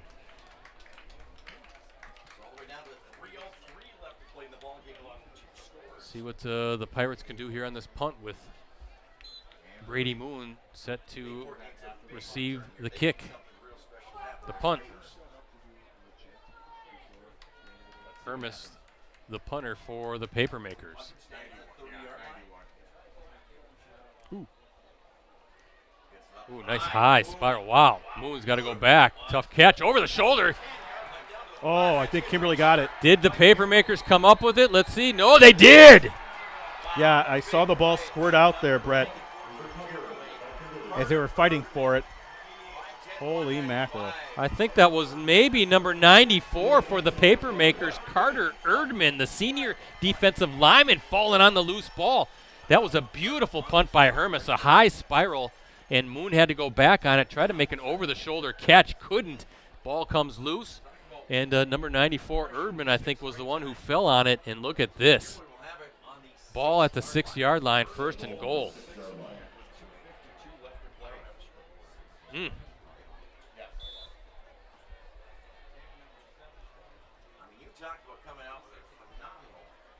Now Ellefson back in at quarterback with Plu next to him. Plu has it. Oof. Plu plowing his way forward. Number 7. And Faulkner on the tackle, along with number 23. Embarking on that at the 3. Yeah, second and goal at the 3 as under 3 minutes to play, and they'll wind up the clock again.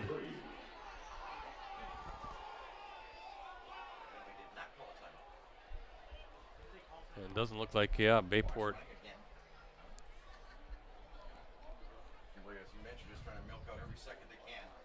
Looks like Bayport was short a player, so they get the player on the field, but Kimberly in no rush as clock continuing to run. Bayport not going to burn those timeouts as Ellefson now waiting for it. Second and goal at the 3, and now what do we have here? Delay of game. Delay of game for the Papermakers. Really kind of sloppy back and forth here at times.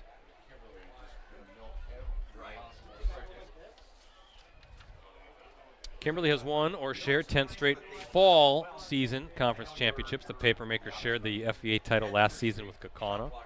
They've also won or shared 15 of the last 17 fall season league crowns. And dating back to 2013, Kimberly 134-8.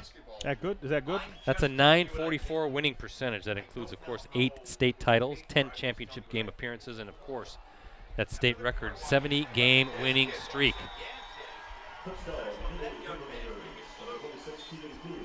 So Plu from what? That was an 8-yard run, Ricardo? Yep.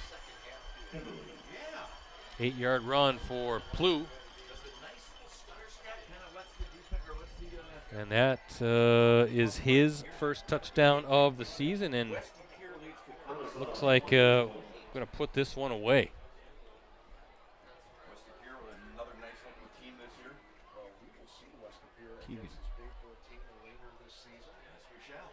Hermas in. Kick sails through.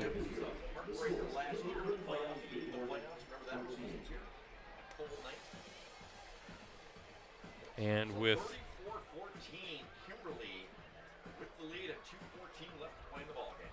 2:14 to play in this one, look at our cell comp. Cooney's Embroidery and Sportswear scoreboard, 35-14. Papermakers in command after that 8-yard Keegan Plu touchdown run.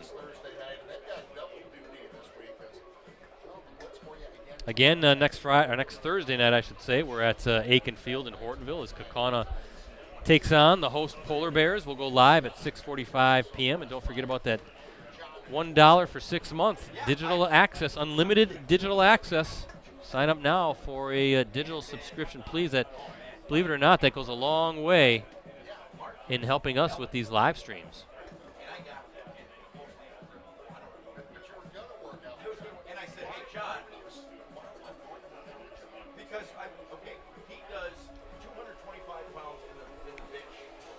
Wasn't expecting a 35-14 game here tonight. No.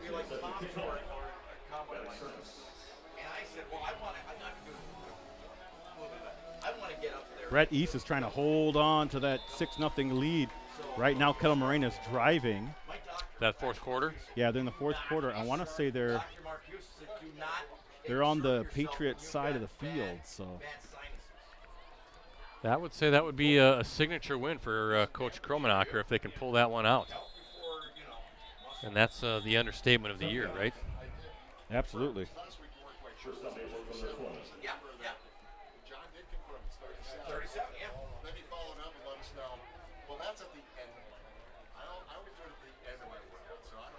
You know what next week is?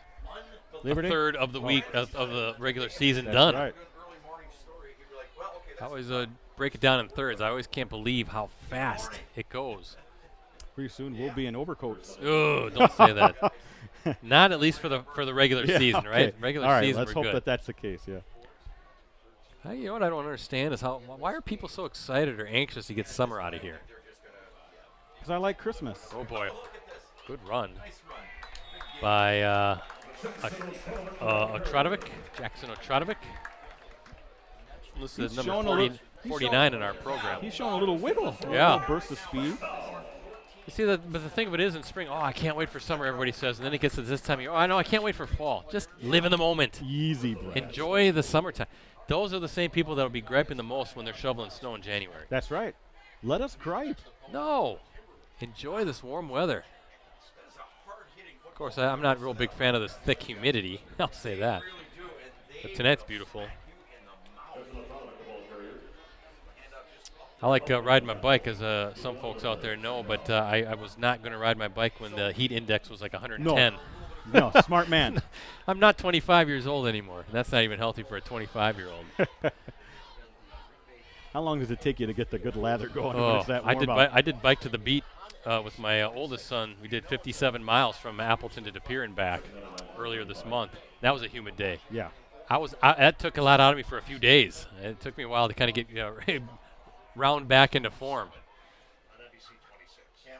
So we got to be careful. Stevens going to air it out, and a nice catch right in front of that Bayport sideline. That's number 2. That's Rosandick again, Ricardo. Boy, he looks good. I think they got something there, Bayport, with that young guy.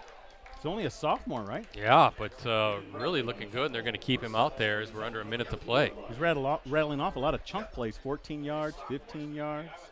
I was expecting a nice tight game tonight, so not a 3-score game here with under a minute to play. So Stevens under center as we're under a minute to play. He's going to roll back. Not much downfield. He's just going to tuck it and run. And now Bayport will burn a timeout.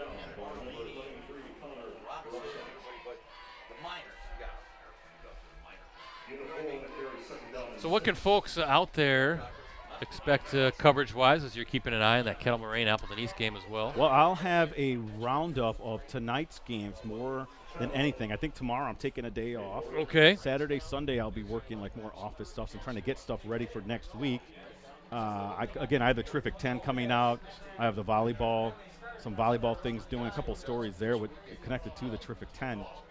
So I want to get a lot of that stuff under the belt or try to get most of it done. And then, hey, you can still vote on who you think will be our Post-Crescent Football Player of the Year. Can you give us a hint on who's leading the polls? I think it's the kid from New London, Tommy Fields. Really? Yeah. Interesting. But I haven't looked at it since earlier today, so that might have changed. We have over 11,000 votes on that already. That was a good idea. Good poll. Stevens going to Rosandick again. Wow. They love that play. And stops the clock to move the chains. I think New London, don't they play Little Shoot this week? Oh, I'm not sure if that's the case. I think they play them tomorrow night. Guess what, Brett? Another 14-yard play. Yeah, Rosandick kind of doing it all right now. Of course, he had the 8-yard, or check that, the 14-yard touchdown run earlier in this quarter, under 30 seconds to play. As Stevens can drop back again. Here comes the pressure, and Stevens fires over and can't come up with it. That far sideline. Looked like that was number 17, Bennett Depler, the intended receiver there. 15 seconds to go. Second down and 10. Appreciate everybody checking us out tonight online, postcrescent.com, greenbaypressgazette.com. Also our USA Today Network Wisconsin YouTube channel. Please subscribe. Brett, and Facebook. It's going to happen. Appleton East will beat Kettle Moraine 6-0. Kettle Moraine won the D2 state title 2 years ago. Wow. That is incredible. That's the upset of the night. That's the upset East of won the one night. game last year. Does that put the Patriots now, what, 2-0? Did they win 2-0. last week? Yeah. They did. Wow. Parker Betts with the catch, and all of a sudden, Appleton East, could they be a force? Tough to say. I mean, if you beat Kettle Moraine, yeah, you got to be respected. Yep. That's it. That is the win for Mark Kromanacher. And I've talked to Mark much over the last couple of years. I talked to him weekly. And, Brett, we saw it last year, remember? They would be leading Nina into the third quarter. They were close, weren't they? But they just couldn't finish the games. I know they gave they stuck with Kimberly for about a half. Again, Nina, Kokana as well. And maybe it's Appleton East's time to make the playoffs. They haven't done it since the mid 2010s, I want to say. Play of the game. Yes. Marcus Doucette goes 91. I was going to say, Ricardo, it's good for the city. It is good for the city. If you kind of get a program. We saw that not all that long ago in Appleton West. Remember, Brent Engen was the coach, and Patrick Arata was the running back for the Terrors back then, and they had some good teams. It just brings a little bit more juice within the actual city of Appleton. Final play of the game, I think. Yeah, nope, we got 3 seconds to go. One more play for the Pirates. Wow, what congratulations to Appleton East. I hate to say it, but I just kind of figured Kettle Moraine was going to kind of roll into Pickett Field and kind of have their way. But according to Cone, now Kettle Moraine marched down the field at the end of the third, but Appleton East picked off a pass at the 1. Oh, that preserved the win for them. Wow. That is a big-time win. Upset of the night in the state. They were telling me that the Classic 8 was incredible. Yeah, maybe you should email that guy back. One of the perennial doormats, Appleton East, just knocks off Kettle Moraine. And that Otradovic run is the final play of the game. Ricardo, all zeros on the scoreboard means that this one is a final 35-14. Kimberly with the victories. We look at our Cellcom Cooney's Embroidery and Sportswear scoreboard. First for Bayport, let me talk about them a little bit. Way too many mistakes. Way too many mistakes. Procedural penalties. I don't want to say drop passes, but I think execution was lacking in many ways on both sides of the football, Brett. And also on special teams, because that last play down there at the end led to East's final touchdown. A lot of things for Coach Jorgensen to work on. A lot of talent on Bayport, but Brett, you cannot make those penalties. This is a good test for them in terms of what you can't do against good teams, because you're going to meet good teams in the postseason, right? And for Kimberly, I was curious about their offensive line. They're a little inexperienced there, but they came and I thought that they controlled tempo for most of the game. The Doucette injury is going to be something to watch. If Marcus is hurt for an extended period of time, you don't even know, maybe for the season, that's going to have a domino effect on their playmakers, because he was going to be the main ball carrier in this offense, Brett. So that's a big thing that Coach Michaelwitz is going to have to kind of manage as the season goes on. But no doubt about it, to me, they're the best team in the state. I'm going to vote them #1 in the ESPN poll. Congratulations to Kimberly. Now the real test begins. How are you going to manage a possible season-ending injury? But Coach Michaelwitz, I have faith in him and that coaching staff, Brett. Well, you know, that's the thing about the Kimberly program, right? All these great programs, they got guys waiting in the wings. Who's next? And it's just they kind of – we've seen it. You know, they plug in another guy, right? And then that player seems to perform at a high level, so we'll see. But maybe Marcus will be all right. Maybe he can get back out on the field here in due time. Hope so. But Ricardo, good work as always. Thank you, both you and Rosie. We'll see you guys on Monday. Yeah, right? Monday night. Well, actually Monday morning. We got a big day to move some stuff. Okay, gentlemen, have a good one. Hey, let me run down the scoring before I sign off here tonight. Kimberly, first offensive play of the season, a 91-yard touchdown run by Marcus Doucette. 6:37 was the time when that happened. 7-0 Papermakers, and then it became 14-0 Papermakers with 4:49 to play in the second quarter. An 11-yard run by Braden Ellefson was set up by an Ellefson 31-yard pass to Jeremy Dirks, the fullback. One play later, Ellefson is in from 11 yards out. And then that's how that was, 14-zip, Kimberly with the halftime lead. Kimberly starts with the ball in the second half, but on 3rd and 6, Bayport's Mikey Jones, a 54-yard interception return for the score. The PAT was no good. 14-6 was the Kimberly lead with 10:25 remaining. About 7 minutes later in that quarter, a 1-yard touchdown run by the Papermakers. Braden Ellefson made it 21-6. That was actually buoyed by a big personal foul call against the Pirates, I should say. Gave the Papermakers a fresh set of downs, and then the 1-yard touchdown dive by Ellison was how that drive was capped. And then midway, or I should say 8:23 to play in the third or fourth quarter, a 15-yard pass from Ellison to Carter Howard in the end zone. Kind of a beautiful rainbow, high point of the ball. Howard went up and got it, and that made it 28-6 Kimberly. And all intents and purposes, really put the game away. Bayport scored later in the quarter, a 14-yard touchdown run by sophomore Jackson Trotovic, and then the 8-yard run by number 26, Keegan Plew, for the Papermakers. That was actually off of a mishandled punt by the Pirates, and that made it 35-14. That's how it ended tonight. Again, as we look at our Cellcom Coonies Embroidery and Sportswear scoreboard. With the victory, Kimberly, number 3 in the state, they improved to 1-0 on the season. Up next, next Thursday night, they're home against Oshkosh West in a Fox Valley Association matchup. Kickoff is set for 7 p.m. Bayport falls to 1-1 on the season, ranked 8th in Division I. The Pirates at Green Bay Preble next Friday. That's an FRCC North matchup. Kickoff is set for 7 p.m. As for us, we are back at it for another Thursday night matchup next week as Hortonville hosts Kaukauna in a Fox Valley Association contest. Live coverage from Aiken Field kicks off at 6:45 p.m. And you can access our previous Game of the Week live streams on our USA Today Network Wisconsin websites. Just go to the sports section and scroll down until you see the Watch Our Varsity Game of the Week Prep live streams link. Again, thanks to our season sponsors, Cellcom and Coonies Embroidery and Sportswear. Cellcom, for a limited time, every phone is on sale for or free for new and existing customers. The choice is yours, so stop in or shop online at cellcom.com. And Coonies Embroidery and Sportswear, they have the skills and experience to customize your apparel and spread the word about your organization. Visit them online at cooniesembroideryandssportswear.com. So for Ricardo, for Rosie, and the entire crew with USA Today Network Wisconsin, I'm Brett Christopherson signing off from Bayport High School here in Suamico, Wisconsin. Our Week 2 final scores, we put the wraps on our Cellcom Varsity Game of the Week football live stream.